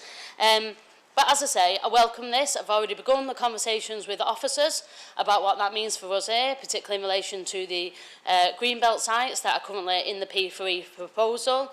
The P3 proposal is currently before the inspectors. As it stands, though, there has been no change of law. It's unlikely to be a change of law, probably until next summer. That will continue going through the inspectors. We'll be raising that with the inspectors. And on Monday, for the first hearing this week, not the first hearing, the first hearing of the week this week, it was also raised with us by the inspectors that this has been brought up by government, but they recognise until a change of law comes about, they have to inspect what they see before and in terms of the current housing targets. But we are on with that work, and absolutely, you know, I don't want to build on Greenbelt, and we have to progress a brownfield first policy, so I welcome the change of mind from the government. Thank you. Thank you. The second question, Councillor Sykes. Thank you, Madam Mayor. First of all, thank the leader for her answer, and it will be a tragedy if our local plan is decided by something that the government already announced was out of date, because the legislation doesn't catch up with what the will of the government, whatever you might think of it, is, and what a tragedy that will be. Madam Mayor, my second question tonight, I want to turn to our NHS services. Tomorrow, members of the Royal College of Nursing will strike for the first time in their 100-year-plus history. Could there be a more damning indictment of this Conservative government, Madam Mayor? The decision to strike will have been an agonising one for RCM members. Nurses want to be at work. They care about patients. Nationally, the NHS is in free fall, and it is right that nurses are standing up for themselves and for the future of the health service. And can I say they have our full support on this side of the chamber. By now, it is all too clear that Northern Care Alliance, that runs our hospitals, faces a myriad of complex and debilitating issues. The pandemic has caused a huge backlog across the board, not helped by IT failures earlier this year. In Oldham, we have some of the highest cancer waiting times in the country, with around 40% of patients not receiving an appointment within the 2-week time frame they should.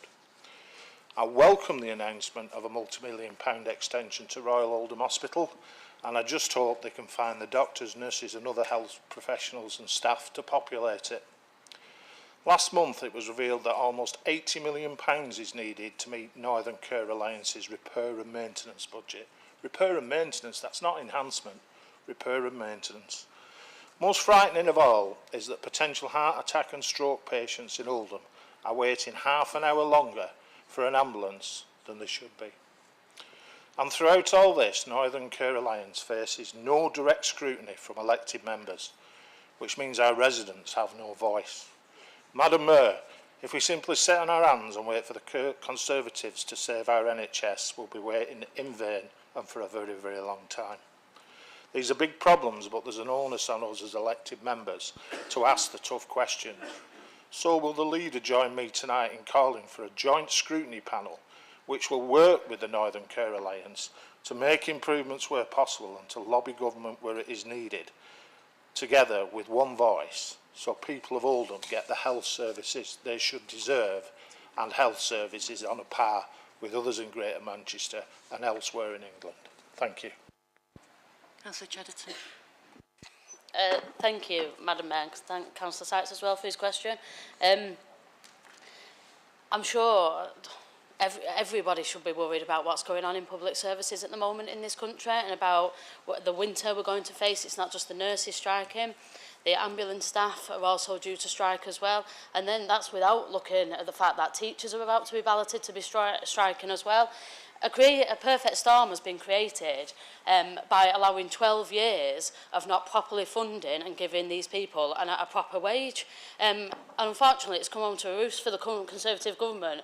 But more importantly, it's about how it affects us. Do you know, people aren't daft. People see they can't get an appointment with their GP.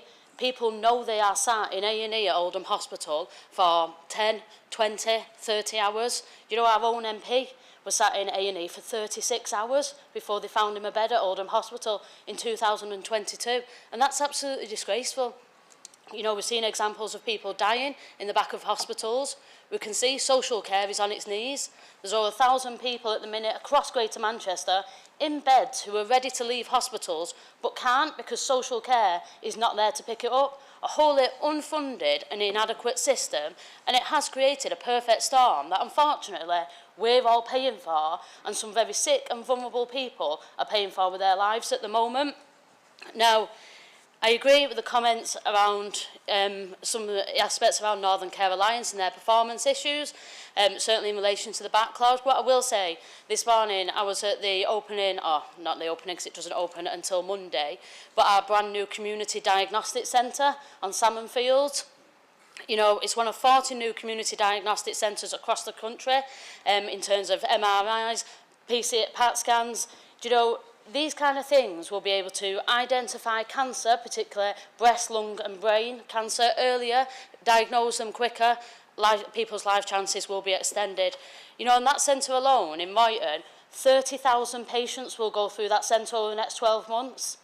It's open 7 days a week, 12 hours a day.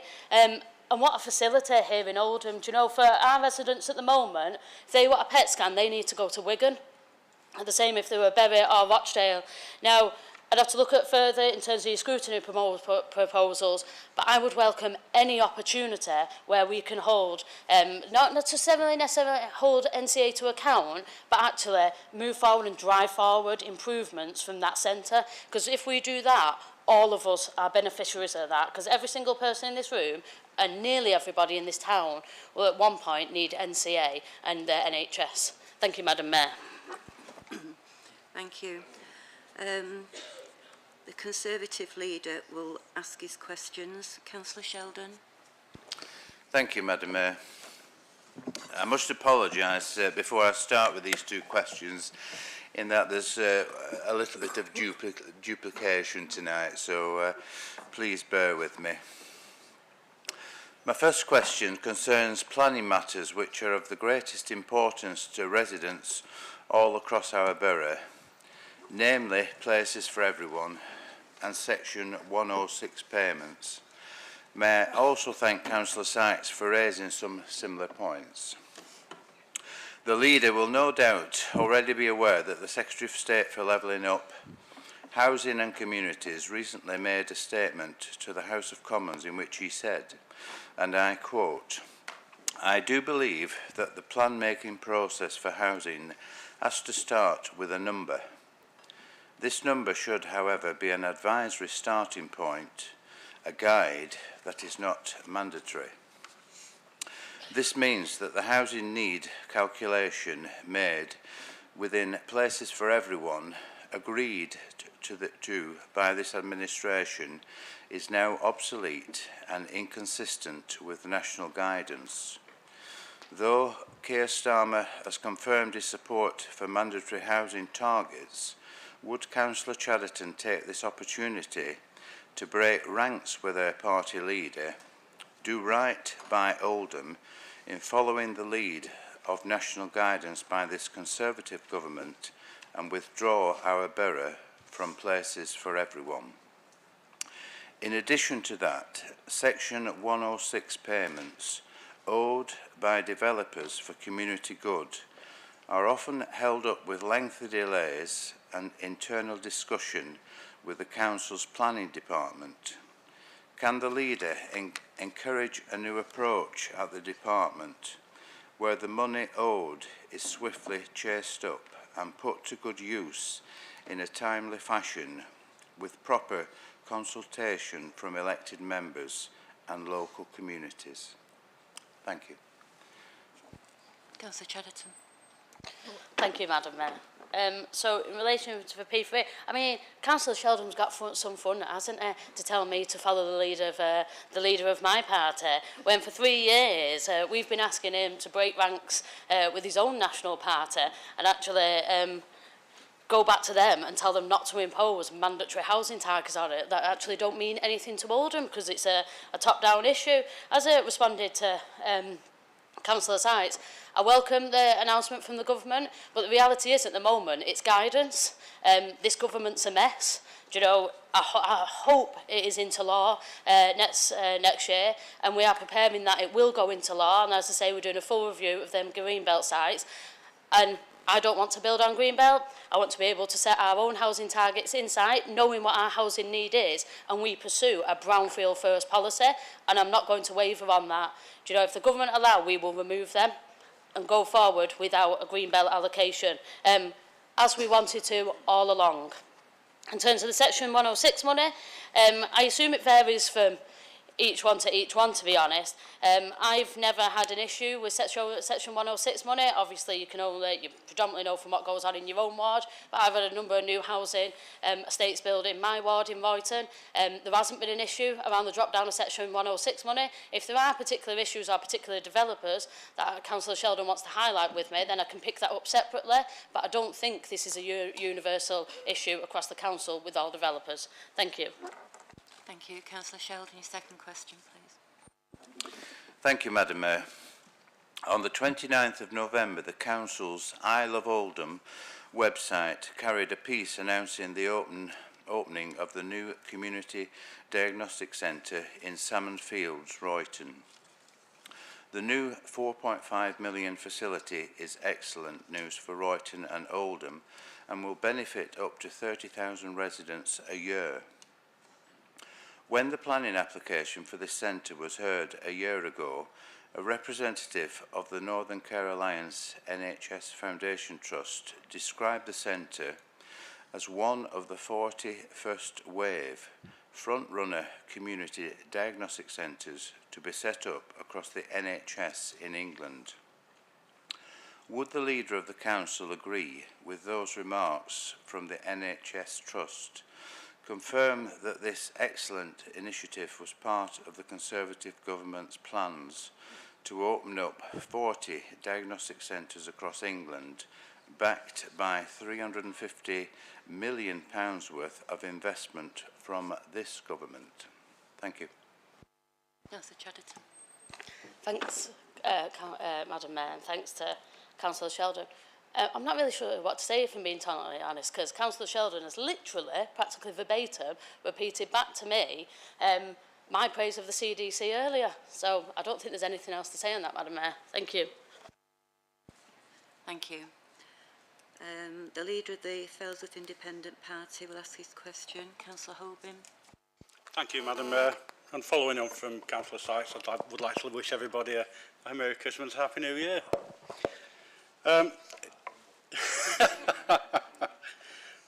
Before I go to my question, I'd like to. We seem to have had a Conservative government bash this afternoon, so I would like to congratulate the Labour administration because you must be very proud with the data from the 2021 census that shows that Oldham is the most deprived area in Greater Manchester. So well done to all the councillors over there. And the question to the leader: we currently have a used housing waiting list, circa 7,000 I believe, in which our residents should get preference in the allocation of those. Could you advise us, are we allocating any housing stock to people from outside the borough with no attachment to the borough, and if so, how many? And are we looking after any of our ex-surface personnel with providing homes? Thank you. Councillor Chatterton. Thank you. And can I just say, I mean, Councillor Holbin making light of child poverty, I find absolutely abhorrent, to be honest. And do you know what? It's not the Labour Party that have been in government for 12 years that have pushed us further and further into poverty, is it? It's not the Labour Party that have overseen the expansion of food banks into hundreds because people can't afford to eat anymore. So there's nothing about congratulations to the Labour Party on this side, because we didn't do that.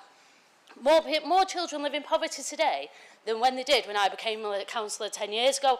That's a stain on this government, and that's nothing to do with me. That is a government issue that's pushed more and more children in poverty, and you shouldn't be making light of the fact that kids can't afford to eat.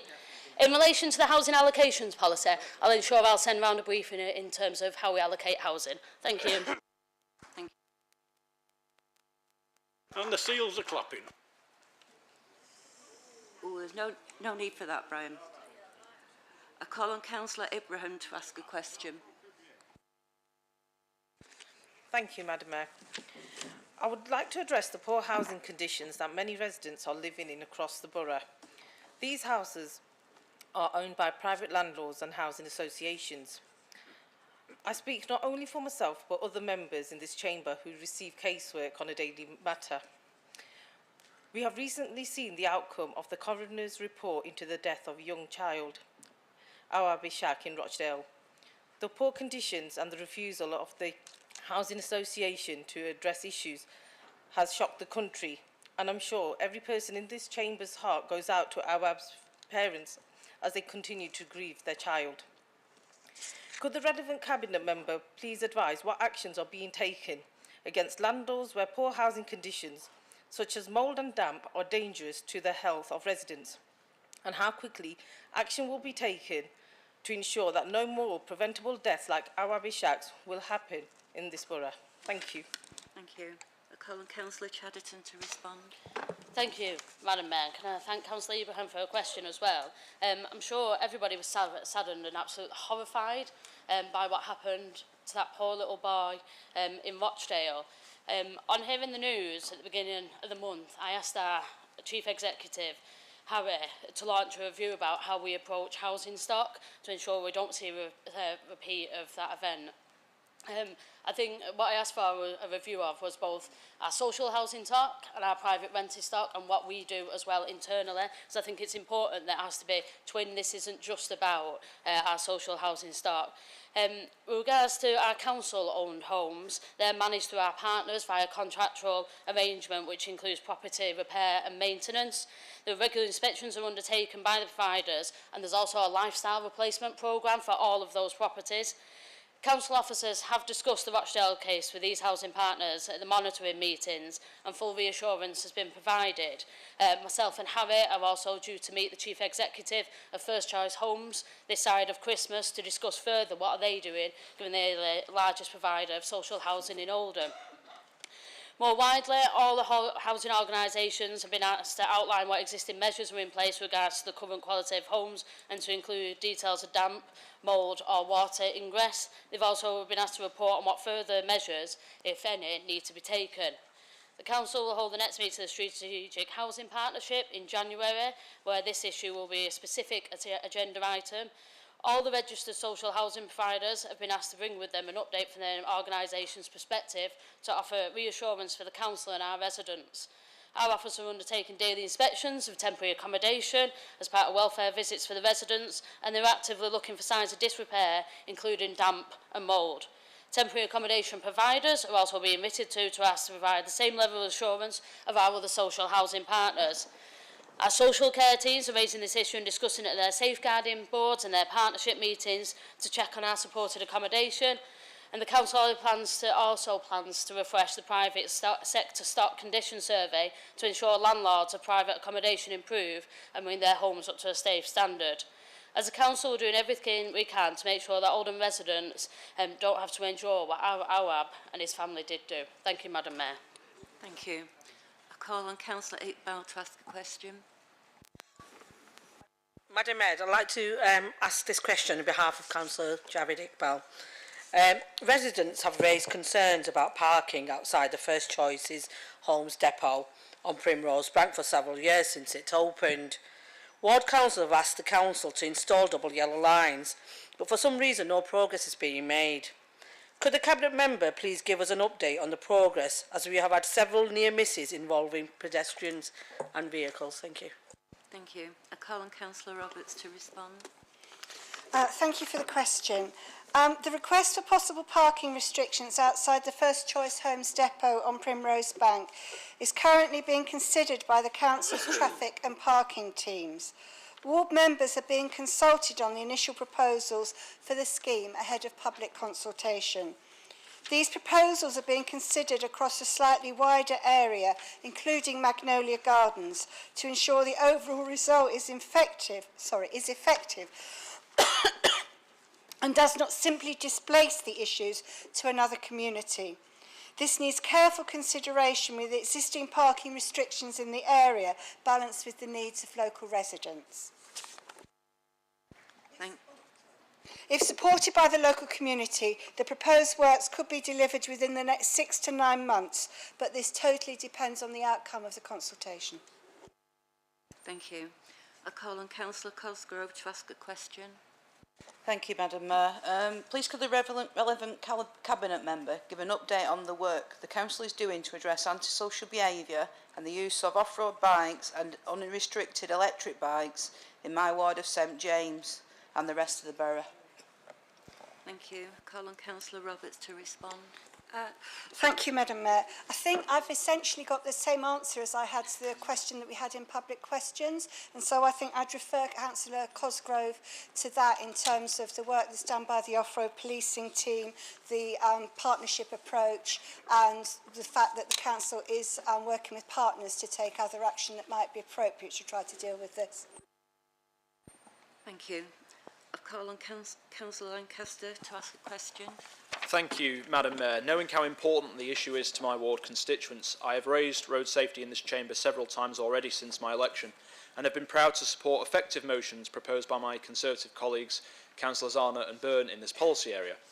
I would like to ask a question, please, about the difficulties in securing road safety interventions from the Council's Highways Department, primarily as a result of overly stringent adherence to narrow criteria.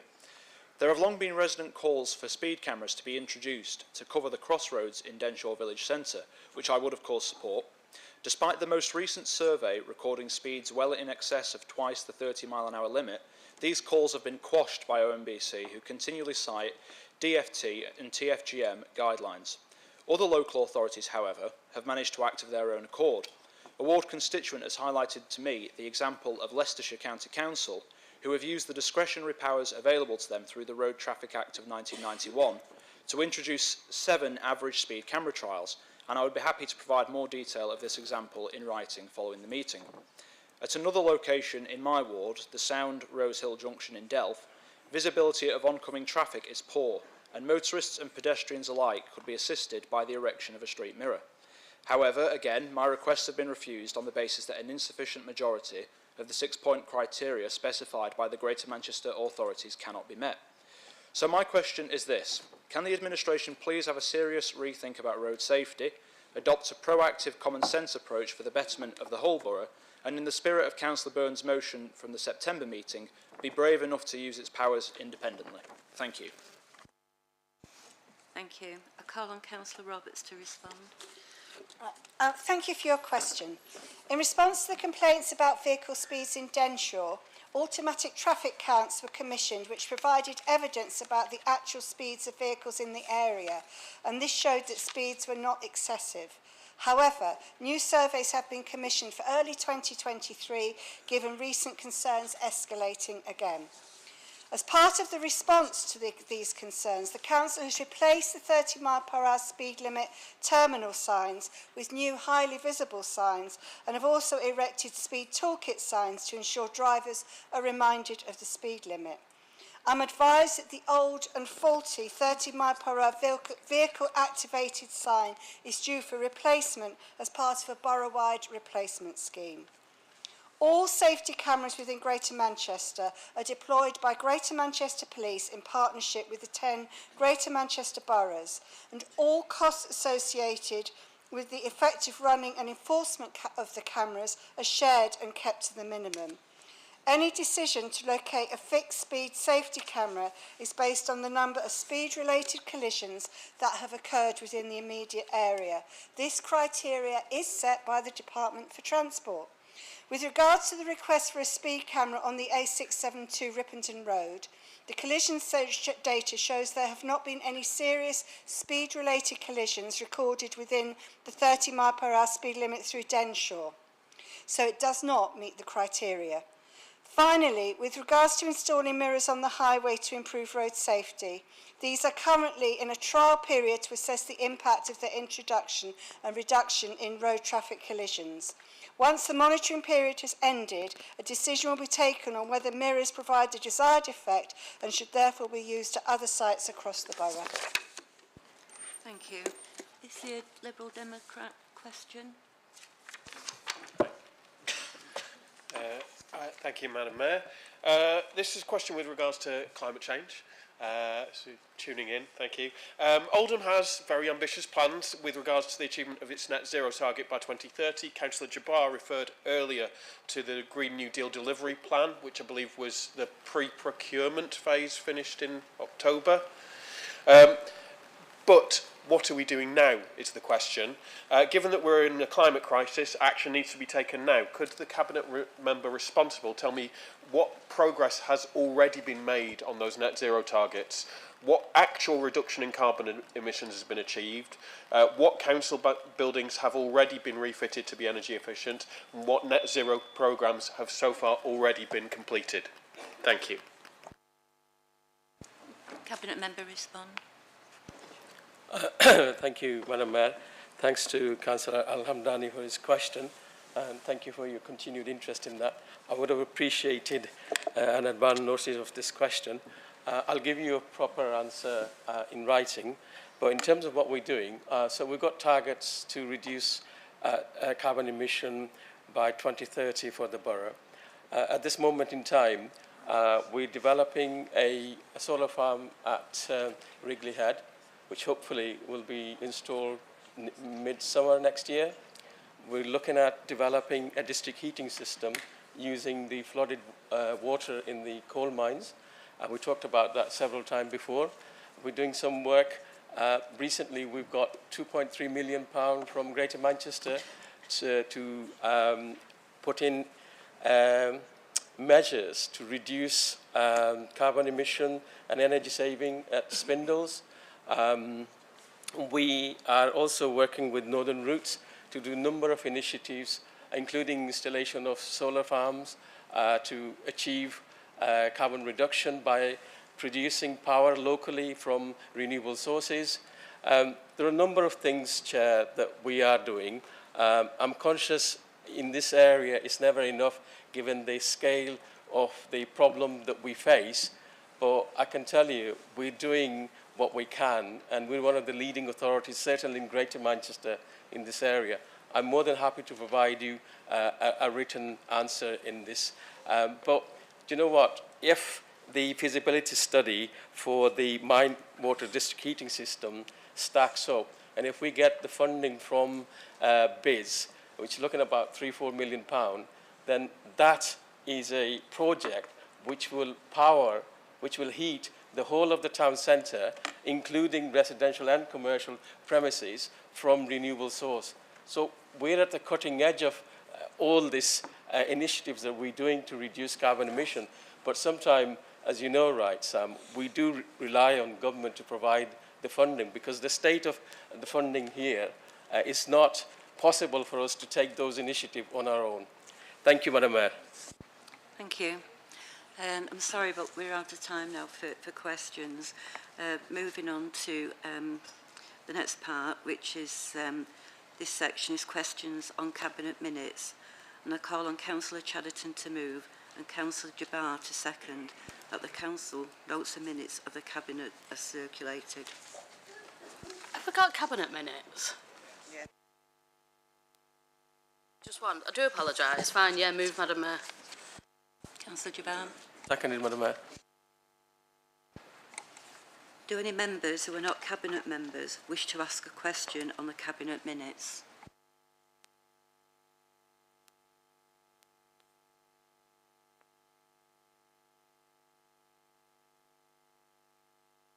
Anybody else? Councillor Hindle. Thank you, Madam Mayor. I know in the Cabinet minutes that 8 items were passed. I'd just like to know, is there ever any challenge to these items, or is it just a box-ticking exercise by a subservient Cabinet? I find it amazing that a meeting with such important issues lasts only 24 minutes. Thank you. Well, thank you. Councillor Chatterton. The candidates sometimes have public. There is a whole process for this. Like, you know, Councillor Hindle can look at about how we do that. The reality is, once it gets to cabinet, an awful lot of work has already gone into that, and that's where the challenging things is. So once it gets to cabinet, it's often changed from its first iteration. But there is a process of challenging cabinet, often through public questions, which people can take advantage of if they wish. Thank you. Thank you, Councillor Sykes. Thank you, Madam Mayor. My question and observation, and I'll do them both at the same time, is on page 45. Sorry, I don't know what page that is on your copy, Madam Mayor. But it's minute 8. My question relates to that item 8 on page 45, future contracting tender arrangements for residential and dual registered care homes. The news that this council is going out to market with the ambition of opening a new children's residential care facility in Oldham is very welcome and long overdue. Year on year we see significant overspends, demands on social care budgets as well, and providing more in-borough care options and council-operated care options, we can address this issue. Providing the care that we need for our residents, and where there is surplus capacity, other boroughs can access it at the market rate. It's not only children's services that can benefit from this approach. We have an ageing population as we grow older. People are living with increasingly complex care needs. Increasing council direct provision for social care protects us from the changes in the private sector and gives choice to our residents and their families. With hundreds of new people across the country needing adult social care each day, can I ask if the same approach for increasing in-borough provision run by the council is being considered for adult social care as well? And I do hope so, and look forward to us building and operating directly more care homes and other specialist care settings required by our ageing population. Thank you, Madam Mayor. Thank you. Is there any further questions? Am I not going to answer that question? Can I not answer the question that Councillor Sykes asked? I think the short answer, Councillor Sykes, is our current strategy is to reduce the need for people to go into adult social care in the form of residential care at all. So the new target operating model that we're just introducing is very much geared towards supporting people to live as independently for as long as possible. So that will be our immediate priority. I take your point about the need to actually try and cater for as much in the house as possible, because that's better for the, or when I say in-house, in borough, I should say that's better for the residents and better for the public purse. So I think it's fair to say longer term, that is something, the investment we're putting into children's may well be addressed, the adults' care may well be addressed in the same way. At the moment, our focus is on reducing demand by giving more support to people to live independently. So that's our priority, but obviously times will allow us to develop a more deeper strategy as we go forward. I hope that answers your question.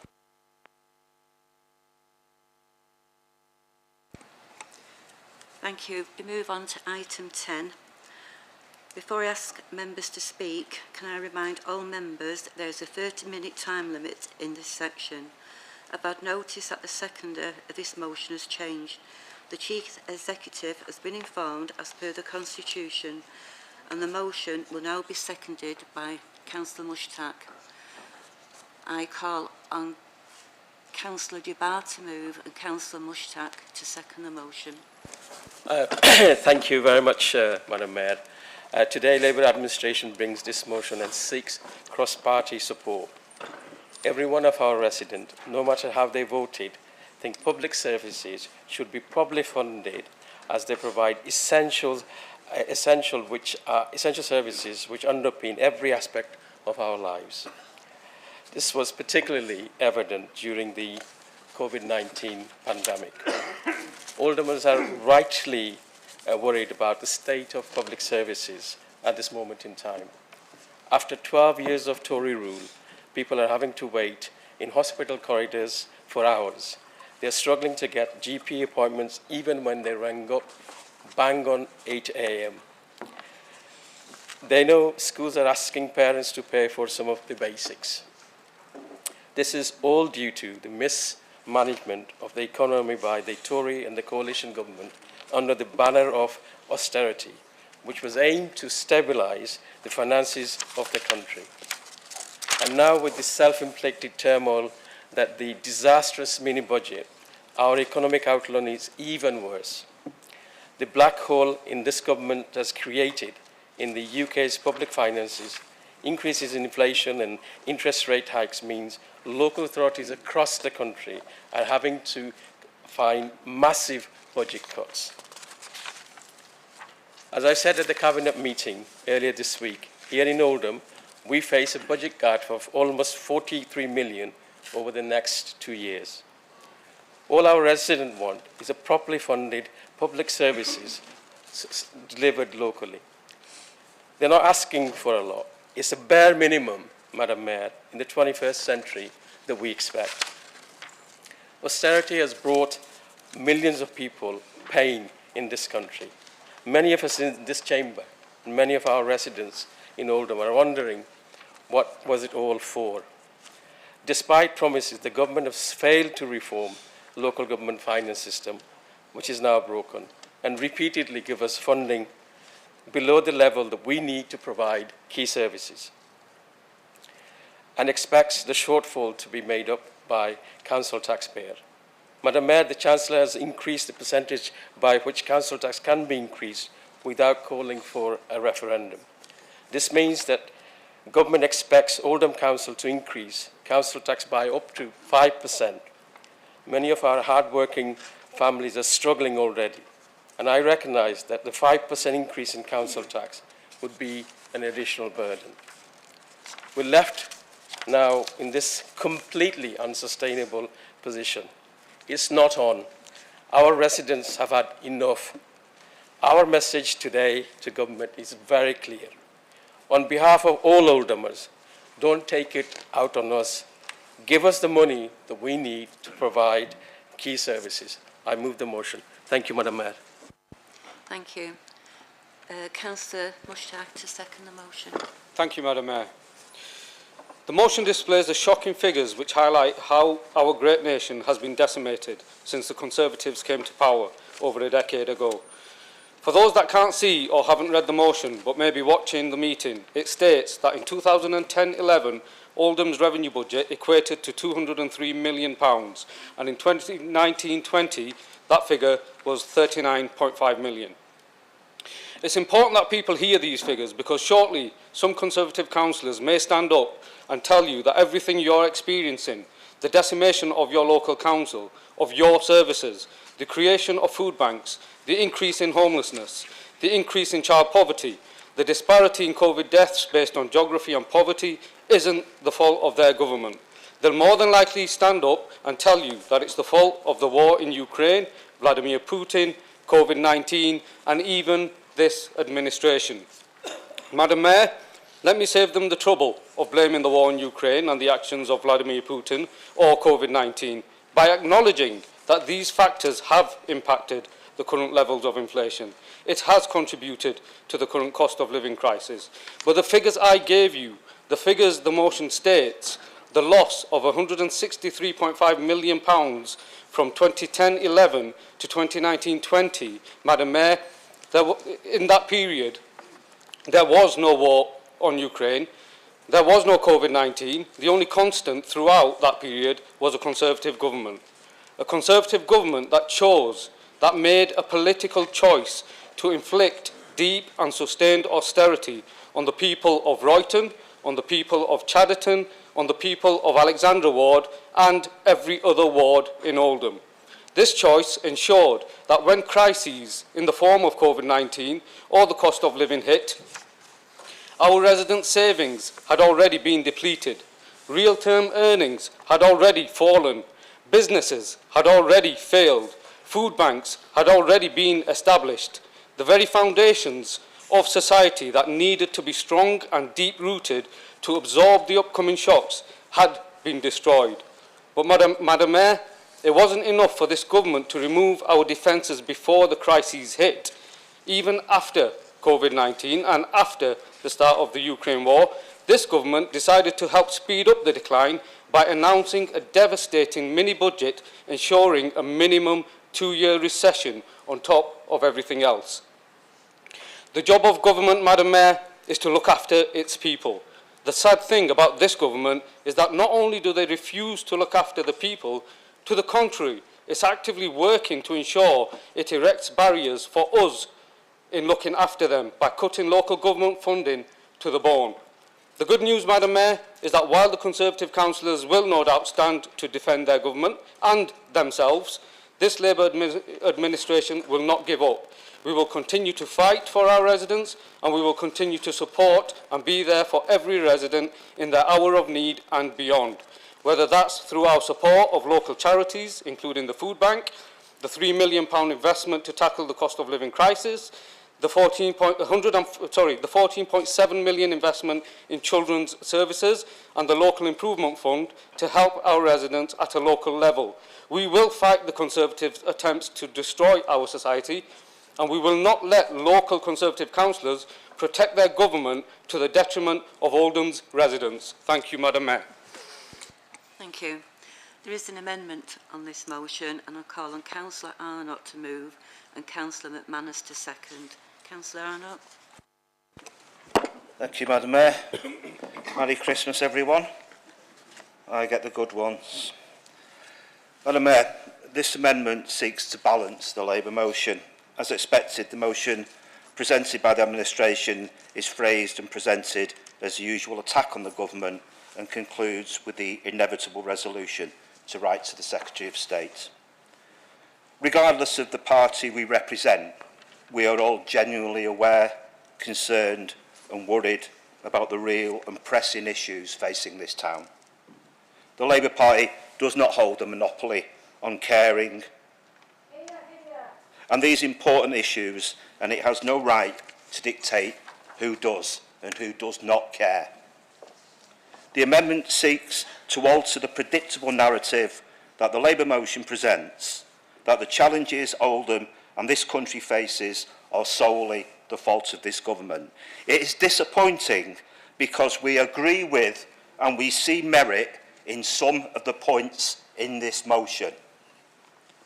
The truth is that Putin's war in the Ukraine and the economic recovery from the COVID-19 pandemic present severe financial pressures on all governments in Europe and beyond. There is no silver bullet, there is no genie in the bottle. Times are difficult and will continue to be so for some time. The truth is that this administration will present one of the most important budgets for Oldham in recent times. It will have to make difficult choices, and I'm not for one moment going to pretend that those choices will be easy. However, the Council must look to itself to make economies where it can, to rationalise services and cut waste, to work more effectively with partner organisations, and to consider how they can best use taxpayers' money to maintain services in the light of extreme inflationary pressures. The Council should look to job creators in the private sector and move away from a low-wage economy and seek to attract investment, development and well-paid skilled jobs in Oldham, like our neighbours in Bury and Rochdale have done recently. This isn't about left or right, this is about what is right and what is wrong. I would encourage this administration to shift their focus to West Street rather than Westminster. But is the government doing anything to help? Well, only this Monday, the Secretary of State for Levelling Up announced that the revenue support grant will rise in line with inflation as part of the core settlement for 2023-2024. An unexpected, significant and welcome statement. Also on Monday, at the Council's Cabinet meeting, Councillor Jabbar, reporting on the national funding formula for schools, confirmed that Oldham will receive over £9.4 million worth of new government funding for schools in Oldham. In the autumn statement, there was targeted help of billions of pounds to help households this winter, especially the less well off, to help with rising fuel bills and the cost of living increase. Additionally, there was over £2.7 billion worth of new grant funding for adult social care, a £4.6 billion increase in funding for education and SEND, and an additional £6.6 billion for the NHS. I urge members to read the detail of this amendment and the action that it seeks to achieve. In many ways, it is supportive of this motion. The people of Oldham want action that will benefit the people of Oldham. I'm nearly done. The truth is, the council routinely and consistent... We done? Unless somebody moves an extension, you don't have time, sorry. I'm glad to see that the spirit of goodwill is alive and well in Oldham. Thank you all. Councillor McManus to second, please. Seconded, Madam Mayor. Nothing to add. Thank you.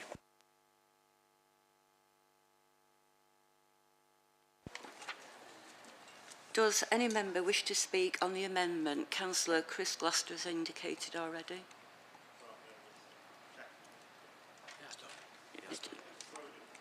Yeah. Right, thanks, Madam Mayor. I'm just having a bit of déjà vu here from the last council meeting, but to sum it up, it's like this. Councillor Orbin today was saying that in the Oldham Times, and I actually read it myself, that Oldham is the area of the greatest deprivation in Greater Manchester.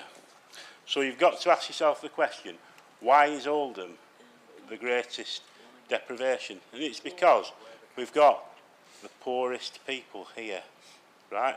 Now why? Because we've got the poorest people here, that therefore means that far less people are paying council tax. And because far less people are paying council tax, then the income into the council is far less than it is in the leafy suburbs down south, this, that and the other, something that we bring up every year. And one day somebody will tell me why my council tax bill is 2,400 quid and somebody that lives down south has a council tax bill of £1,200. And that is because I am paying to support, and I'm not complaining about this, but I am paying to support the deprived people that live in Oldham. But the people that live down south aren't paying to support the deprived people in Oldham. So therefore, that is a biggie as to why council tax here is so high. And because we are paying so much for services with so little money. So therefore, that is the reason.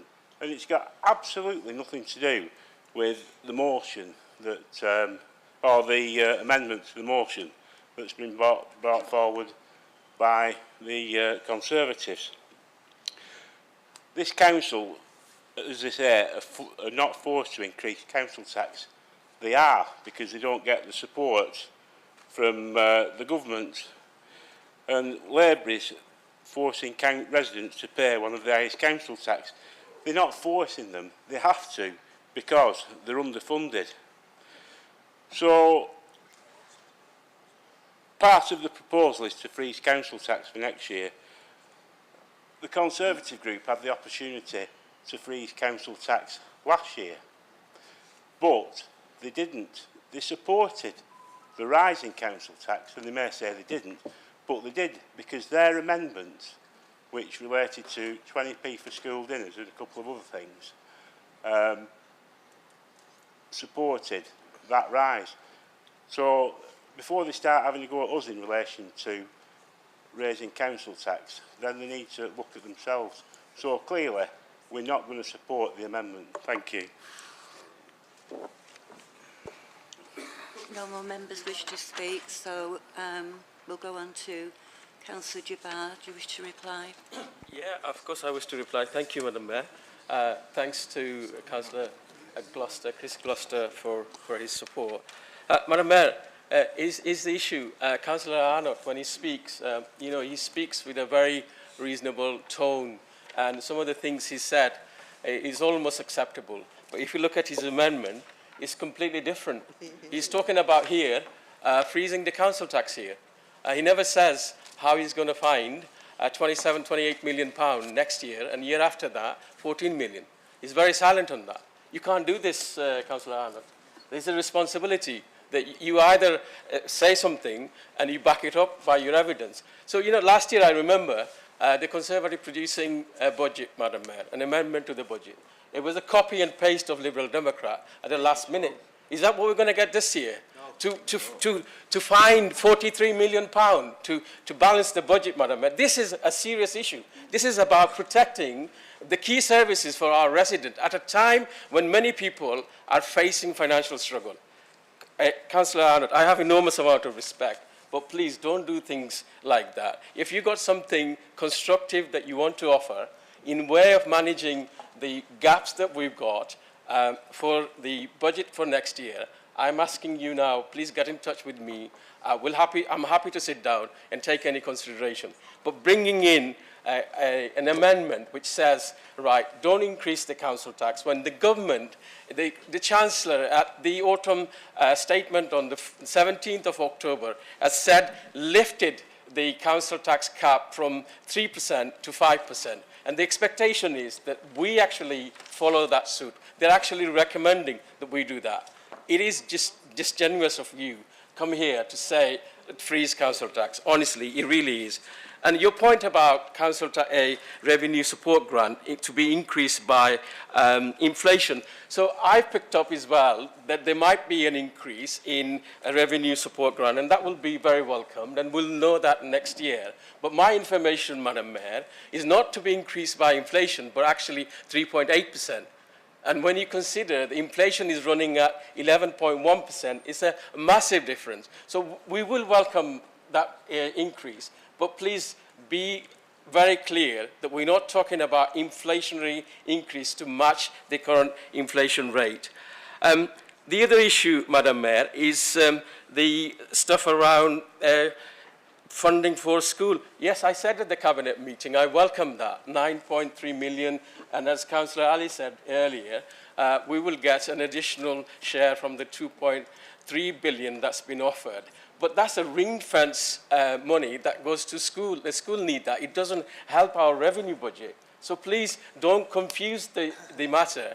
Of course, we welcome that support and the additional resources because school need that very much. But that money we receive, but we actually passport it to the school and we don't get a single penny of it. So, Madam Mayor, I just think, right, that when Councillor Arnott brought this amendment, he was playing to the gallery so that he can put out a newsletter saying that we called for this and Labour voted against it. We can't do this. This is serious. This is about people's lives. This is about jobs for people. This is about supporting the vulnerable people in this town. And if he's serious, I would ask him to put forward a budget proposal which sets out how we close the gap of £28 million next year, and then I can take it seriously. I oppose the amendment. Thank you, Madam Mayor. Thank you. Does Councillor Arnott wish to reply? Why not? Thank you, Madam Mayor. I'll be brief, and just to clear up a couple of points. We did propose a freeze in the council tax last year. I remember it clearly. I still haven't got over it yet, actually. And yes, we would look to see whether there can be freezes in the council tax this year, and our shadow cabinet member for finance, Councillor Woodvine, is already in conversation with our excellent finance department, and I'm sure you'll see something along the track. I have some sympathy with the administration's point, but I'll tell you a story. I am essentially a salesman. I do lots of other things, but I started as a salesman. I've sold lots of things around the world. And I used to sell cable TV. Some of you in this council will never know what it's like to only have 12 channels of TV. But in the days of 9X and cable and wireless, it was big stuff. And it was my first sales job. And like all salesmen, I thought I was great. And like all salesmen, I was nowhere near as good as I actually thought that I was. And I've been doing this for a few months, and I was making some decent money. And I sat in a house one evening in Wilmslow, and I did my pitch. And we always pitched against BT and Sky, because that's what everybody had. And we wanted them to take cable instead. And I sat there, and the guy seemed like a warm prospect. And I gave him a pitch how Sky wasn't very good and BT wasn't very good. I've cleaned this up a bit. And he listened, and he went, right, okay, is that all you've got? And he said, is that all you've got? I said, well, kind of, yeah. And he said, you better get out then. He said, because all I did was sit there and tell him what was wrong. And I never told him what I thought we could do any better. And I never told him what we had was better than what he had. And there is an element of that in the way that the administration presents his motion. I don't for 1 minute want to make light of the seriousness of this issue, but it is relatively easy to sit here and reel off a list of things which are wrong without ever giving you a suggestion or an alternative view of how to make them right. Okay, that's me. I've taken up enough of your time. Thank you, Madam Mayor. Thank you. We go down to the vote, and we've only got 8 minutes left on this section, so if you can just train your thoughts, because we've got other motions to get through. So, does Council agree the amendment? Those in favour? Those against? Abstentions? The amendment's lost. Does any member wish to speak on the motion? Does Councillor Jabbar wish to reply? No, thanks, Madam Mayor.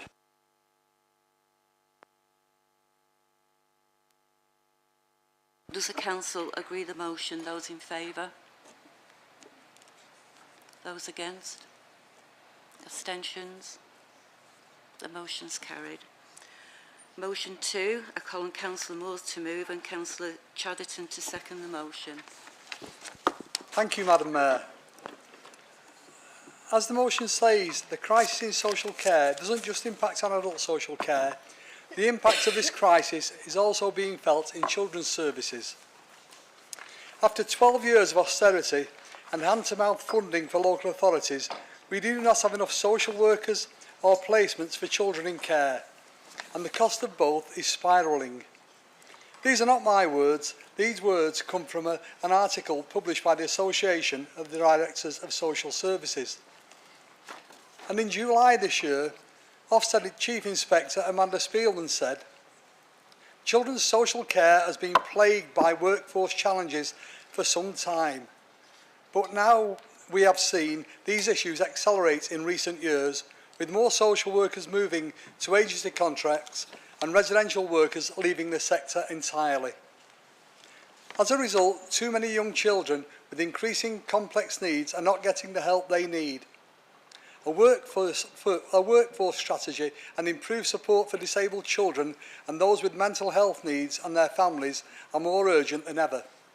Those are the words of Amanda Spielman. In making this statement, Ofsted acknowledged that there is a problem, but the government have done nothing to bring about a solution. They offer no answers to the problem. They are content to let market forces rule, with local authorities having to pay ever-increasing agency rates for staff and residential placements. Oldham children and their families cannot be left waiting for the Conservative government to act, so we have taken the decision to invest in our children's social care. We have taken the steps to make Oldham a place where social workers will want to come and work. We are increasing fostering allowances by 10%, and we are investing in a new residential home for children with disabilities. We are doing our bit. We need the government to do their bit. Please support the motion. Thank you, Madam Mayor. Thank you. Councillor Chatterton to second. Thank you, Madam Mayor. And can I also thank Councillor Moores, Councillor Munro and our children's services staff for the hard work they do every day to keep our children and young people in Oldham safe and give them the best chance in life. When I became leader in May, I promised to make children and young people one of my top priorities and said that they should be the golden thread that run through the organisation and also through this town. The investment plan we launched at Cabinet on Monday delivers on that. We're investing an extra £14.7 million into children's social and fostering service to help those that need it most. Our plan has 4 elements to improve. As Councillor Moore said, that is about making Oldham the best place to be a social worker, and that's partly about looking what improvements we can make to their working conditions. That also ensures that they are one of the highest paid in Greater Manchester, and we'll also be introducing a £2,000 retention payment for social workers who stay with us for 2 years. Secondly, we recognise and rewarding our incredible foster carers with an increase in their allowances. In September, their allowances increased by 4%, and this week we have agreed to give them additional 10%. That will make Oldham one of the highest payers foster care allowances in the north of England. Oldham foster carers do an invaluable job and support over 250 children and young people in Oldham, and that should be recognised. I met some of them this week to personally thank those people for what they do. And it was inspiring to actually listen to them and talk to them and meet some of those children that they're fostering at the moment. Thirdly, we've also got to provide best care for our most vulnerable children and young people right here in Oldham. So we're going to create a brand new council-run children's home to support some of our children with the most complex needs, ensuring they are able to stay in the borough, close to their family and close to their friends, and ensuring as little disruption as possible. And fourthly, we'll be increasing the early help offer to prevent families going into crisis and needing social service involvement. This will be funded externally as part of an additional £5.7 million worth of investment to create a family hub in each district and support some of our most complex and vulnerable families. We all know that everybody is struggling with the cost of living crisis, but this appears to be particularly the case if you're a child under 5. Every month, the combined authority carry out a resident survey across all 10 Greater Manchester authorities, and for the past 4 months, the group most worried about the cost of living crisis and financial pressures are those with children under 5. Parents and families are worried about nursery fees, about the increasing cost of food and energy prices, and this is often exacerbated by the amount of washing and drying you have to do with a small child. We know more and more families will find themselves reaching crisis point. They'll need support and someone to turn to, and this money will go a long way to support some of those families. Oldham Labour Council are prioritising children, and we're investing a huge amount of money to do that. But the reality is that children's social care is a national crisis. We've done our bit in Oldham and provided local solutions to the problems we can address. We now need the government to do their bit and to stop private companies profiteering from this crisis. It's unacceptable that wealthy hedge funds are making money on the back of children in crisis. We need the government to respond to the independent review of children's social care and address how it's going to stop this.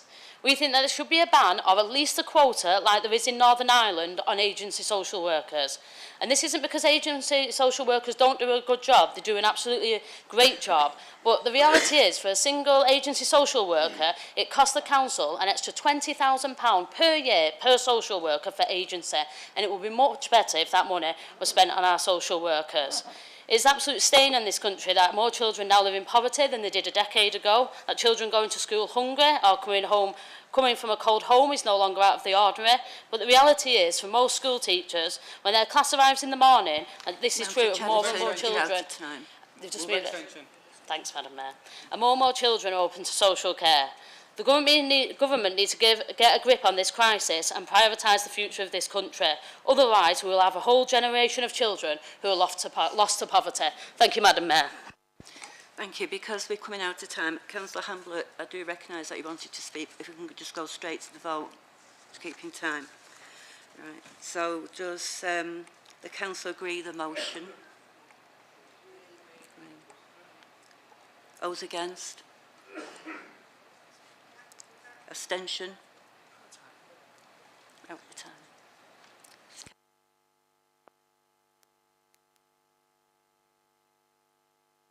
11 on the agenda. May I remind members that this section at this meeting affords 15 minutes to each opposition motion, and we will be keeping within those time limits. I will call on Councillor Woodbine to move and Councillor Byrne to second the motion. Councillor Woodbine. Thank you, Madam Mayor. I'll just wait for Councillor Lancaster to leave the room. Thank you. I rise with a great sense of pride to propose this motion, the resolutions of which I hope will have the support of full council. Public service is something all of us in this chamber share a strong passion for. However, there are no greater servants to our community and to this country than those who have served and are still serving in His Majesty's Armed Forces.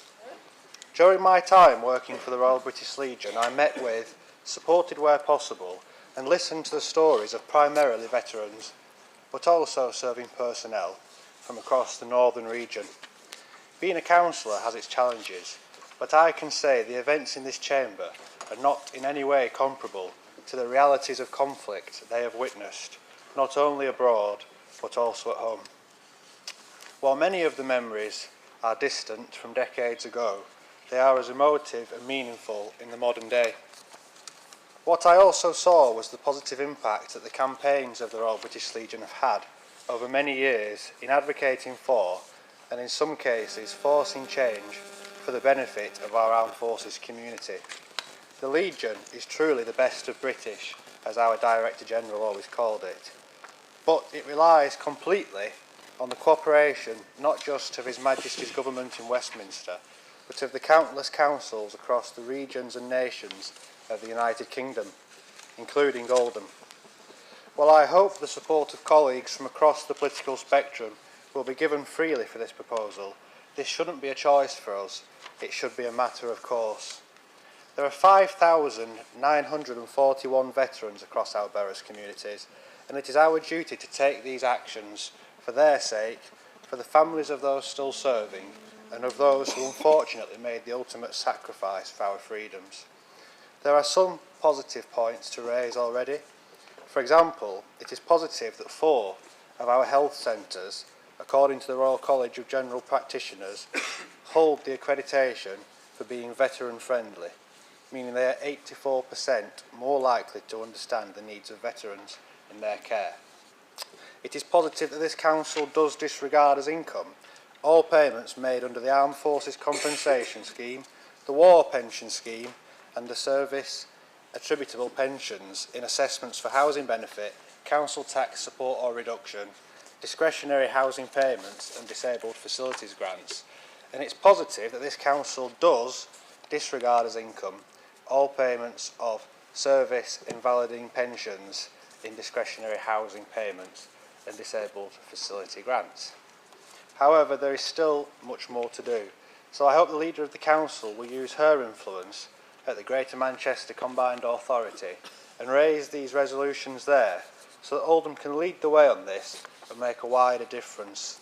The resolutions I have set out are, simply put, measures that we can implement to ensure the armed forces community across Oldham has the full support of this council as we improve the provision of public services to which they are entitled, promote their entitlements and aid their access to those services.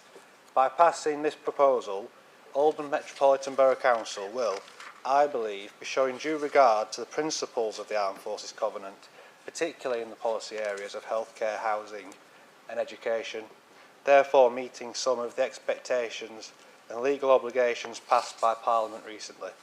It is in this pragmatic and positive spirit, Madam Mayor, that I commend this motion to full council and ask members for their support for it. Thank you. Call on Councillor Burns to second the motion.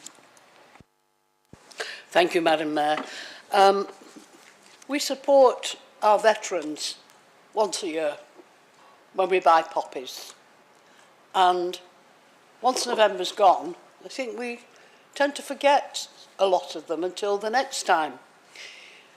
I want you to support this motion because it makes us look at veterans for the whole of the year. The council have already started with certain things like training is very important with council staff, and I'm going to encourage them to, where they want to support this, because what we can do in this council with our employees could be is great, for an example, as where we actually ask for support from outside. So I want to encourage that this borough itself does something itself because it can. And I readily support this motion, and I hope that you will too. Thank you.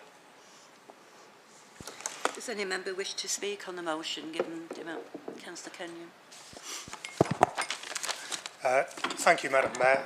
I am very happy to be able to support this motion on behalf of the Liberal Democrat group. The military covenant should be a principled pact that our government honours with all those who serve in our military on our behalf. Too often in recent years, governments have let down veterans at the times that they needed help the most. And the implementation of these recommendations will mean that at least the Borough of Oldham tries to do its part in holding up its end of a sacred promise. Thank you, Madam Mayor. Thank you. Councillor Roberts. Thank you, Madam Mayor.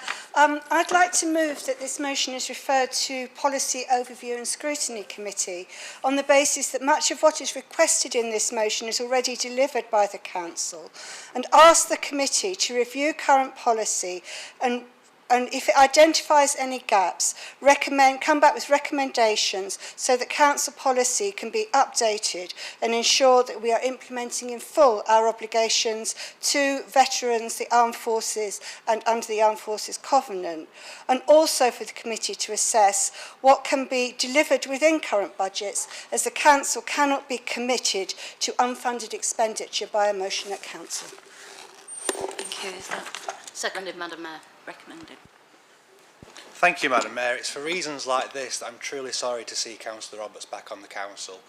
This is quite ridiculous. All of the resolutions in the motion are not currently provided by the council, and that's been researched, and we've done incredible research. The Royal British Legion has fact-checked it, and they have an incredible campaigns team which have looked at all the councils in the country, and these have been checked. And the council is not providing these services. So it's quite simple. There's nothing the Overview and Policy Scrutiny Committee can do that has not already been researched. It's been done for them, so I don't support that, but I appreciate the Labour group control the council and they'll do whatever they want, so that's fine. Can we vote on Councillor Roberts' recommendation? Those in favour? Those against? Abstentions? It's carried. Thank you.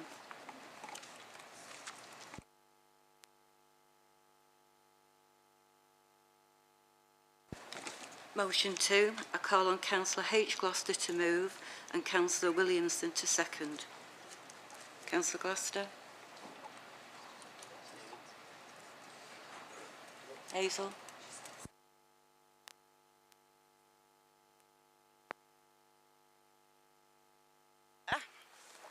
As we enter one of the earliest cold weather spells experienced since 2010, which was the coldest in 100 years, just to put this into some sort of perspective, the economic crisis, war in Ukraine and higher heating costs are taking a serious toll on our constituents. I imagine that throughout this chamber, councillors are receiving more contacts from families struggling to keep warm, feed themselves and their families, together with not being able to heat their homes. Even before the current situation, the calls about to heat or eat were regular, but over the last month in particular, as our residents really hit crisis point, they have gone off the scale. I appreciate that the council already have a winter care pack in place, which offers some really helpful equipment. However, the majority is about homes rather than health. The only way you can get this support is by filling in an online form. When many people have had to cancel their broadband subscriptions together with digital isolation, I'm sure there is a better way. I know from the pandemic that we all had a list of vulnerable and isolated residents to contact regularly to check they were okay. That information must still be available somewhere. Perhaps we need to be contacting them and knocking on doors to ask if they need a winter care pack. The situation is leading to a health crisis for so many And with the current situation in hospitals, already mentioned today, we really need to be looking to prevent all unnecessary hospital admissions. We have spoken about the free school meals on many occasions and know how important they are. Unfortunately, that one meal is the only warm one that many of our children will receive per day. This access to a warm meal is not now only needed for those that qualify, with reduced funds at home, colder homes to live in, and less food in general. This is now a necessity for all of our infant-aged children, which again will help them with health during this crisis. Please consider your own children and relatives in this situation and just imagine how you would feel.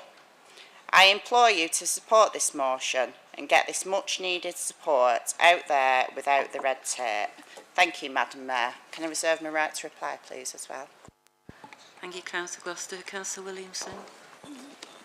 I'm sorry if I repeat some of what's already been said, but I rise to second the notice of motion regarding winter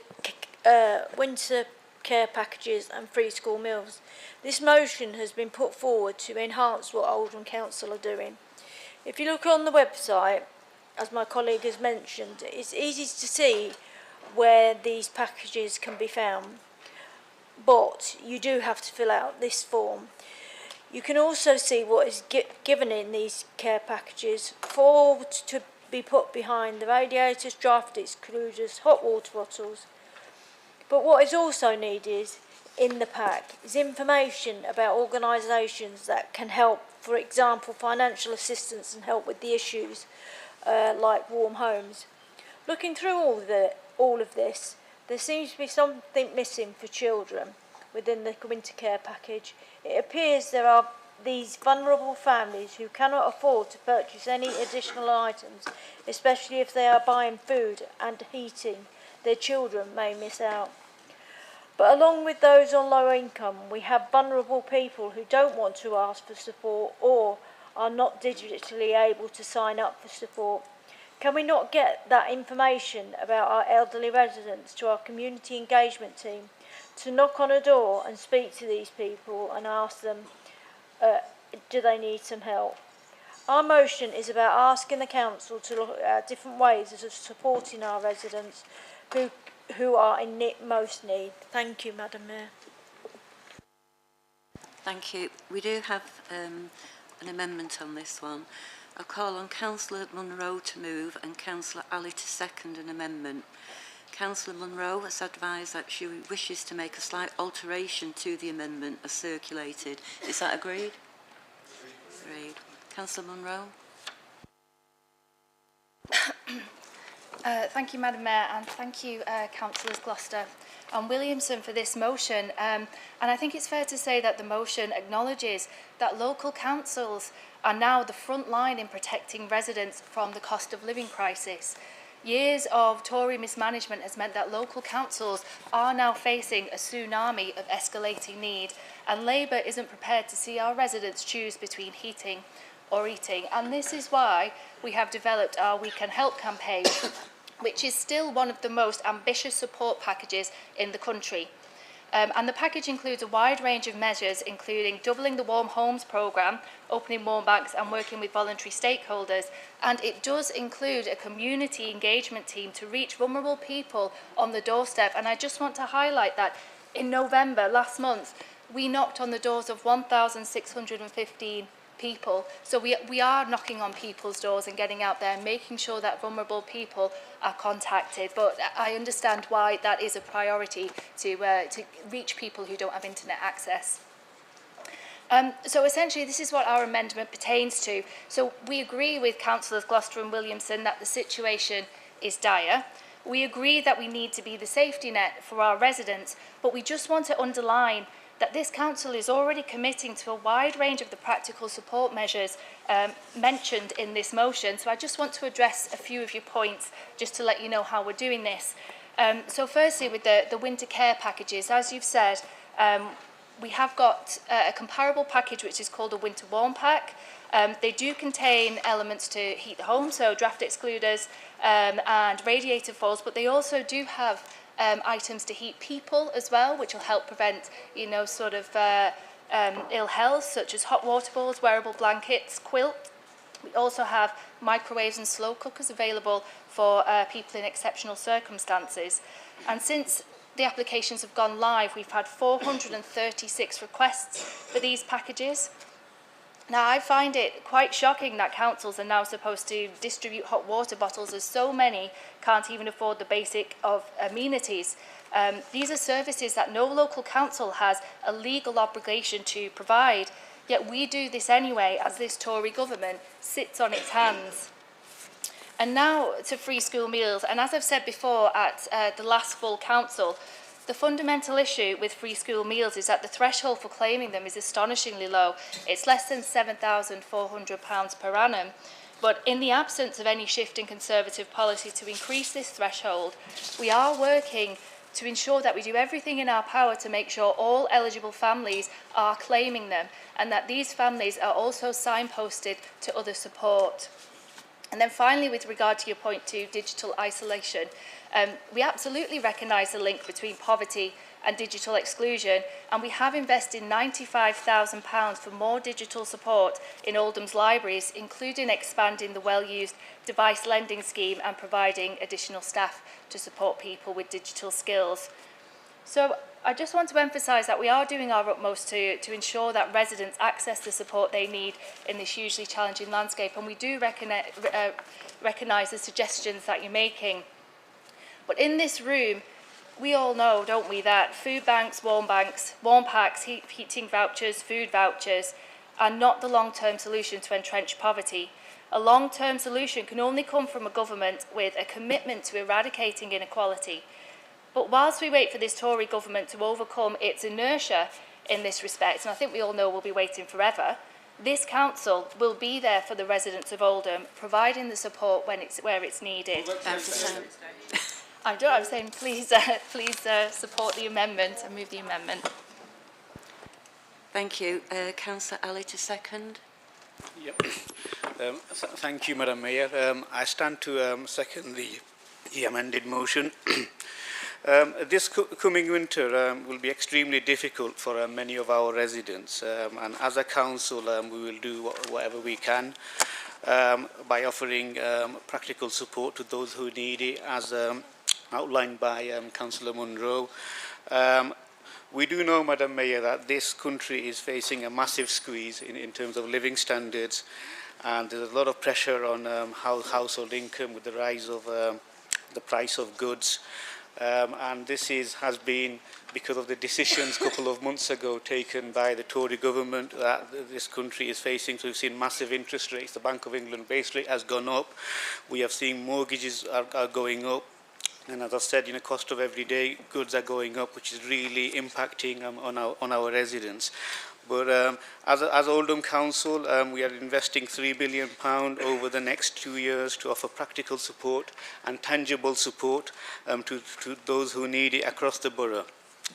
The administration's cost of living response package offers real and meaningful support this winter, including providing vulnerable Oldhamers with winter warm packs, with 436 requests for those within the first week of the application going live. So the new cost of the new cost of living strategy also includes funding for energy, food and childcare, as well as extending the range of existing support available, such as the Citizens Advice Service and community engagement teams, who are already going door to door, checking on people's welfare. The programme will also provide funding for Oldham Food Bank and fund warm banks across the borough and spaces for residents to go when they are struggling to heat their homes. The scheme is focusing on making sure people are receiving all the income they are entitled to. There is currently huge unclaimed benefits and also unclaimed pension credits. So this scheme will make sure people are claiming what they are entitled to, Madam Mayor. The tackling the cost of the living crisis is one of the top priorities of the leader, and we're doing everything we can, and energy, food and fuel prices are just some of the areas where costs continue to rise steeply, with inflation reaching almost 11%, as previously indicated by Councillor Jabbar. So we are doing what we can, and we will continue to do that. The warmer homes provide support for older people, covering the fuel vouchers, the boiler replacement and property repairs. So far this year, around 10,000 people have received help. So with the additional investment, that number is likely to double, so more of our residents will receive help in this area. So we welcome the motion, although we're amending it slightly. We will explore opportunities to support Oldham's primary schools with the free school meal budget pressures as part of the Council's cost of living support package and the emerging priorities. We will continue to work with the administrations in supporting all children eligible for free school meals, including ensuring that all eligible are claiming for free school meals, and that families claiming free school meals are signposted to other support packages as part of the administration's We Can Help campaign. We will continue to work with our partners to ensure that vulnerable households are prioritised this winter, offering warm clothing, household essentials, useful information, useful about council and support other organisations, and we are knocking on the doors of vulnerable people. Thank you, Madam Mayor. Does any member wish to speak on the amendment? Right. Yeah, go on, I will. I wasn't going to. But you know what? The information that's been put into this amendment is a lot more information that a lot of us had, particularly on this side of the chamber. This council has got more inconsistencies than the rest of the place put together. And you know what? Half of us are treated like mushrooms when it comes to information. When we request it from officers, very little gets put back, because you keep us in the dark and you feed us on, well, I won't say the rest, but ultimately, it's true, and ultimately, do you know, because it comes from places like yourselves and comms, but ultimately, half this information I've never seen before. Some of the money's not been properly spent, and finally, it's like, well, do you know what? I just think it's not properly been thought through, the amendment as a whole, and I couldn't support that, because you know what? Some people are genuinely embarrassed to go for help, and when you say, oh yeah, go online and fill out a form, well, they can't, because they're probably struggling to pay for their utility bills. They're probably struggling to pay for their online bills, and that's the thing. You know, you say that they've had 436 requests. If you do more of the doorstep engagement work, you actually find you'll get a lot higher than that. But the thing is that that's the issue, is the fact that you tell them to go online, and the district support work's even poorer. But there you go. Have me rant. Thank you. Thank you, Councillor Roberts. Thank you, Madam Mayor. I'd just like to point out that I'm aware that every household in the borough has had a leaflet through the door which contains information about what is in the We Can Help offer. And included prominently in that, and prominently, I would hope that every member in here is aware as well, is the Council's helpline, which has been the same helpline that we've had through COVID and following. And if people... Didn't interrupt you. And if people ring that helpline, they will get not only help with whatever their initial presenting problem is, but also people who are trained to probe and to ask questions and to see whether or not there are other issues and things that the council can help with. And I just think that to run down what we are trying to do in circumstances which everybody agrees are really, really difficult for far too many of our fellow residents, it just isn't helpful. And if we all do have access to the council's website, we do all have provided for us a laptop, which means that we're able to access the council information. It does incidentally include the council's allocations policy clearly on the council website. I just think that it would be more helpful if we took what the council's doing, the fact that the council does have people who go around, who talk to people, who offer help and assistance, who don't just listen to what it is that people say they've got a problem with. You know, I've been told recently of one of our council engagement team knocked on the door of a local resident on a Friday afternoon, and an older woman who didn't have any food in the house. She went and did some shopping for her to make sure that she could eat. She followed up with a referral to the food bank and making sure that that woman, older woman, had help with benefits to make sure that her income was done. That's the way of doing a complete piece of work, and that is what our staff do, and that is what the Work We Can Help campaign can do for people. I just think that we should support the work that the council's doing and try and make the most of what it is that we're offering. Thank you. Councillor Holbin. Thank you, Madam Mayor. Just a bit of clarity on what Councillor Roberts has just said. She said every household had a leaflet. I know an household that didn't have one because it was mine. I haven't seen one.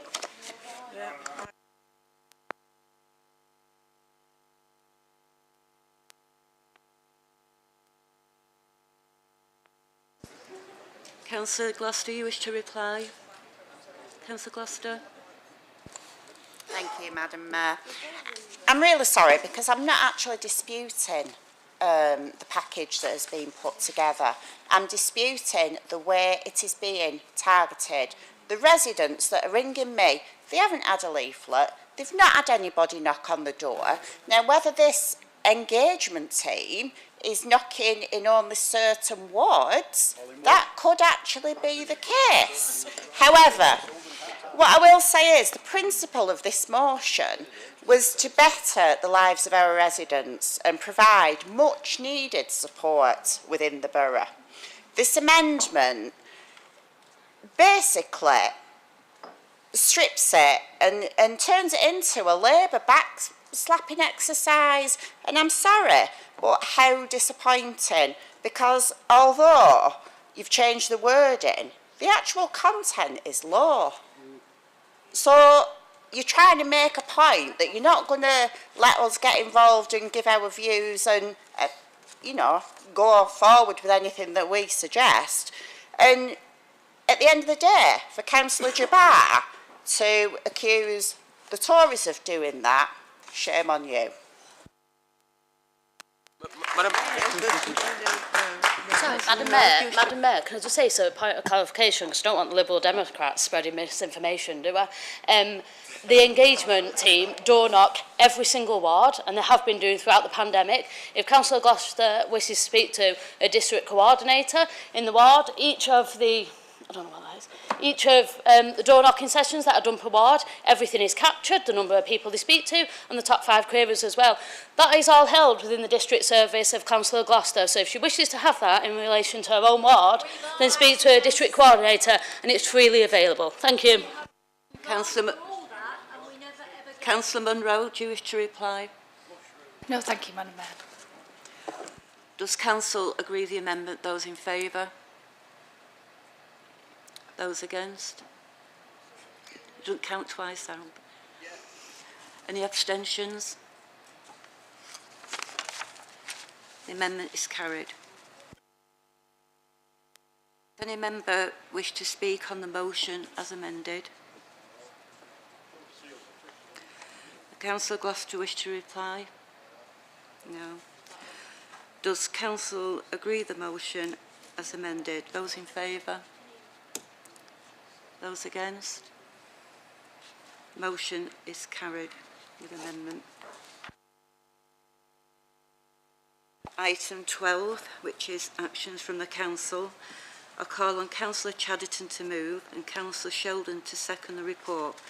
Since the agenda was published, a response has been received from a government department on the regulation of HMO resolution, which has been circulated to all members.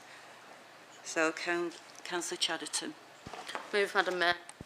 Seconded, Madam Mayor. Wish to speak? Does Council agree the recommendations as detailed within the report? Thank you. Item 13, which is a polling district review.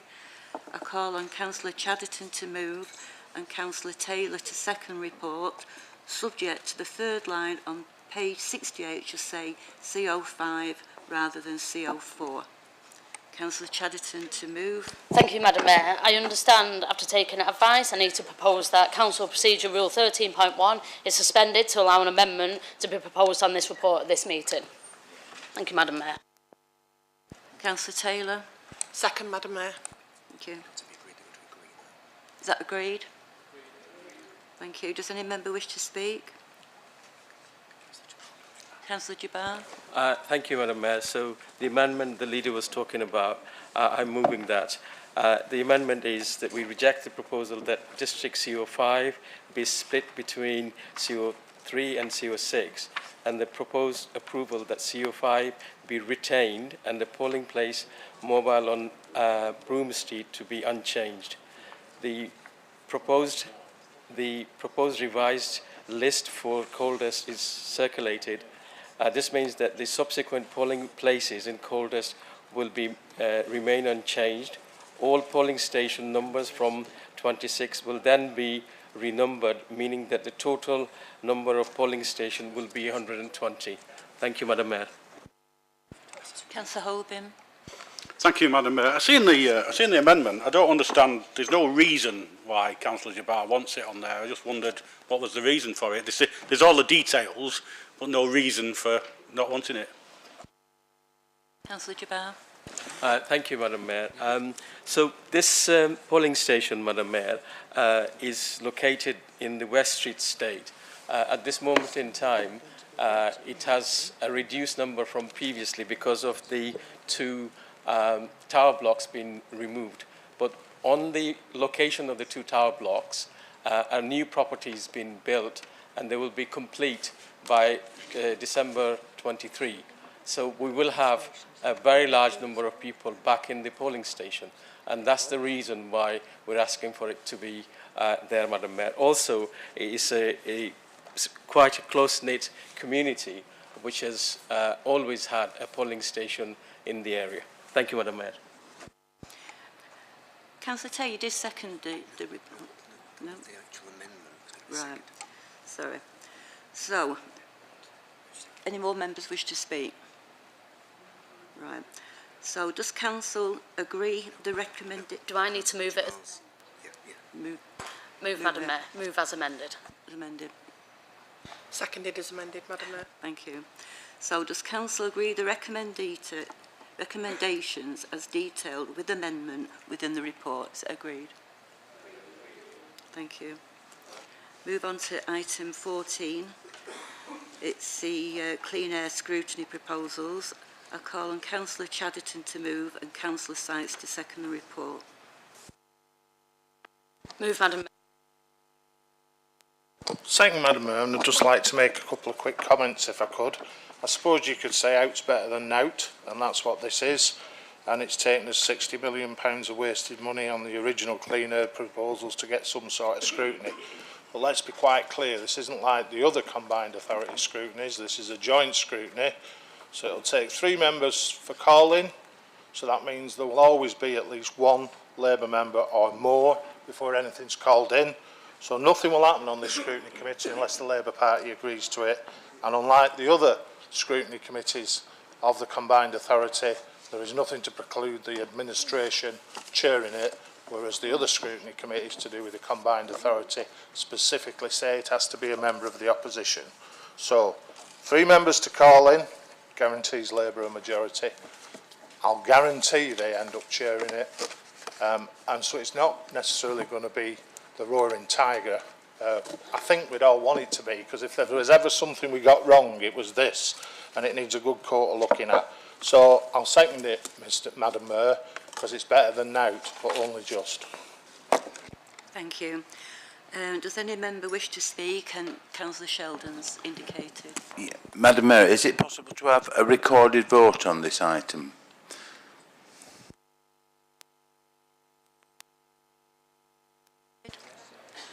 Yeah. Okay. Councillor Albin, you wish to speak? Yes, please. Thank you, Madam Mayor. I just, I've listened to Howard, and I have to agree. For me, this it sounds like some kind of stitch-up, this, and this is going to be This is going to be CAS through the back door, no scrutiny, nothing coming in front of us in this chamber to knock it back. And I really am concerned we're giving too much power for something that we're not going to get back, and we're going to get the wrath of the GMCA imposing the original CAS on us. I think we need to look at this in more detail, and I think we need to knock it back. It's just we're stitching ourselves up with this, and as Howard said, we know who the majority is going to be on any panel. I dare say, with having more than 10% in this House of Independents, there's no chance of any of us getting on the panel to stick a spoke in the wheels, because we're not having this CAS back in any way, shape or form. Thank you. So, does Council agree the recommendations are detailed within the report? And we're now going to... Oh, well. Thank you, Madam Mayor. Can I just comment on the question or concern raised by Councillor Sykes?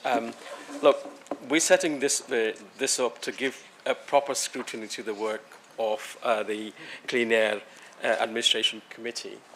You can't just criticise it before it's even been set up. You know, you've got to give it a chance to see whether it works or not. And if you've got concern, and if your members got concern, Howard, I suggest that you raise those and see how it's been treated. I'm very confident that whatever issues... Point of order, Madam Mayor, I have already raised them at various bodies in Greater Manchester and also in the media. And if you set off to do something with two arms tied behind your back, hopping on one leg, it ain't going to win a race. Well, Madam Mayor, I don't see how can that be a point of order. He said it, but we agreed to set this up. This hasn't even been set up yet. Once it's been set up, you've got to give it a chance to see whether it works or not. You can't judge a new committee, the work of a new committee, before even set up.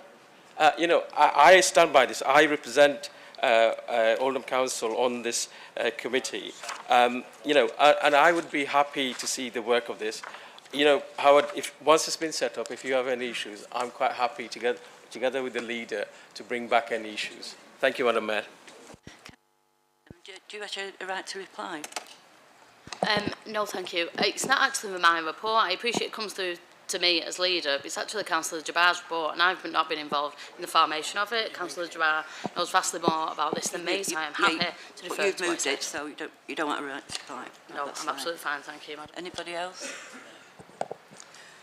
Right, so we're going to a recorded vote. It was been requested and agreed by a number of members, so we'll go into a recorded vote. Please indicate clearly whether you're in favour, against or you're abstaining. I don't know if I've got all the apologies recorded, so I'm going to read every member out. And if there's a silence, I take it they're not here. So we'll begin with Councillor Ahmed. Apologies. Councillor Akhtar, Shoab. Councillor Al-Hamdani. Councillor Ali. Councillor Alias. Apologies. Councillor Arnott. Against. Councillor Azad. Apologies. Councillor Ball. Councillor Barnes. Against. Councillor Bashforth Marie. For. Councillor Stephen Bashforth, apologies. Councillor Birch. For. Councillor Brownridge. Councillor Byrne. Against. Councillor Chatterton. For. Councillor Cosgrove. Councillor Dean. Councillor Gloucester Chris. Councillor Gloucester Hazel. Councillor Goodwin. Councillor Hamlet. Councillor Harrison. Councillor Hindle. Against. Councillor Holbin. Against. Councillor Hume. Councillor Hussain Aftab. Councillor Hussain Feeder. Councillor Hussain Sajid.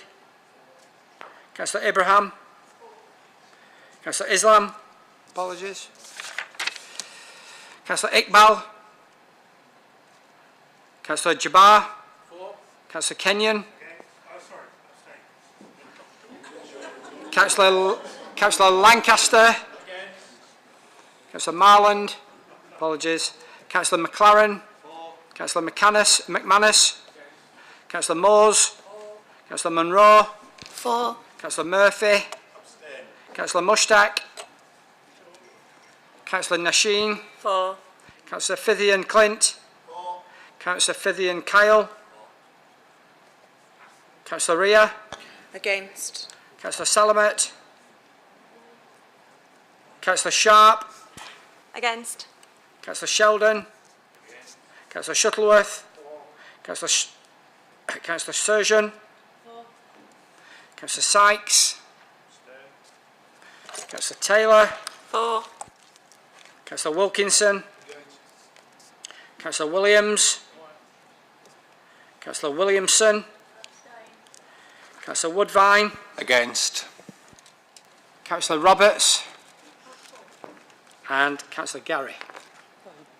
For.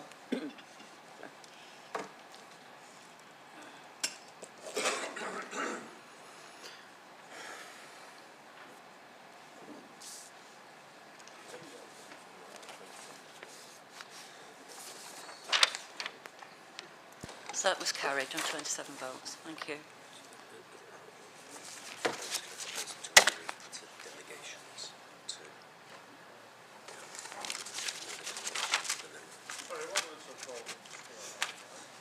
Can you read out the results, please? Yes. For 27 for and 13 against. And abstain.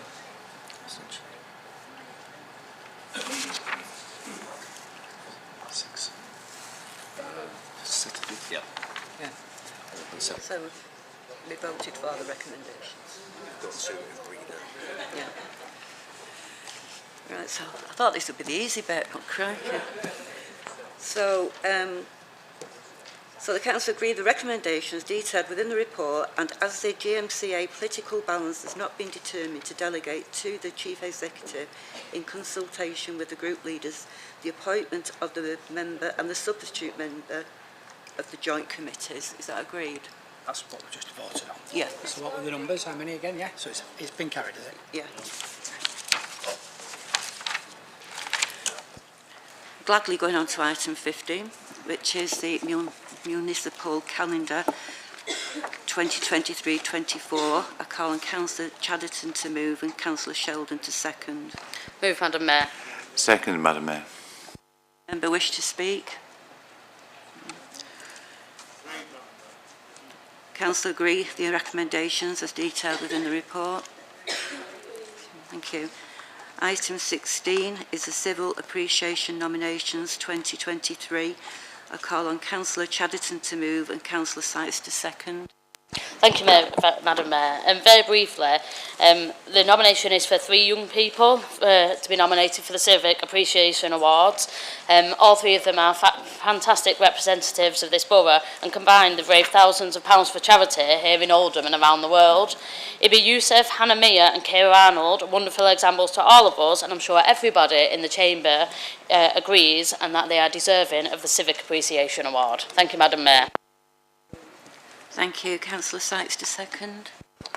Second, Madam Mayor, I'd echo those comments of the leader and look forward to one of the more pleasant things we'll do at our next meeting, which will be present these 3 individuals with well-deserved awards. Thank you. Thank you. Does Council agree the recommendations as detailed? Excuse me, Madam Mayor. Can I please speak on that?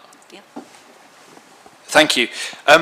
I'm happy to support the nominations that have come forward. They're all worthy individuals, but I was just curious for future years. Is there some device by which elected members can make nominations to be considered across the board? Because I'm sure we could all think of individuals that would be worthy of this from our respective communities that we represent. Thank you. Yeah, you do that through your group leader. Thank you. So does Council agree the recommendations? Agreed. Thank you. So item 17, the Treasury Management Mid-Year Review 2022 to 23. I call on Councillor Jabbar to move and Councillor Chadderton to second the report. Moved, Madam Mayor. Second, Madam Mayor. Does any member wish to speak? Does Council agree the recommendations as detailed within the report? Thank you. And that concludes the business for this meeting. Point of order, Madam Mayor. Where's that come from? Oh, Councillor Wilson. Madam Mayor, thank you for allowing me just 1 minute, please. I've been informed today that there's been many members of the public who have not been allowed inside the council building. Excuse me, we're speaking on, it was concluded that we voted for item 17. So, I'm sorry, I thought you'd finished with business and it was about to close, and there's a point I want to make. I am closing the business. Right, well, there's a point I'd like to make, please, Madam Mayor, and it's very important. So There's been several... You said point of order. Yes. For what? Point of order to get your attention to bring this to your Well, notice. that's not a point of order. Is it a point of information? Can I bring something to your attention that I think is important? Meeting's finished. Meeting's finished. Well, I don't think it should finish. I don't think it should finish because there's members of the public who can't get into this council meeting. This lady who's here on her own today, I don't know her from Adam, but she must have passed an enhanced DBS check. People are not being allowed in the chambers, and it's wrong. Sorry, it's Madam, a democracy. It's not a pick and choose on who you can have in. I've been in prison. I've been in prisons that have got less security than this. Ladies and gentlemen, I now close the meeting. I wish you all a Merry Christmas and a Happy New Year.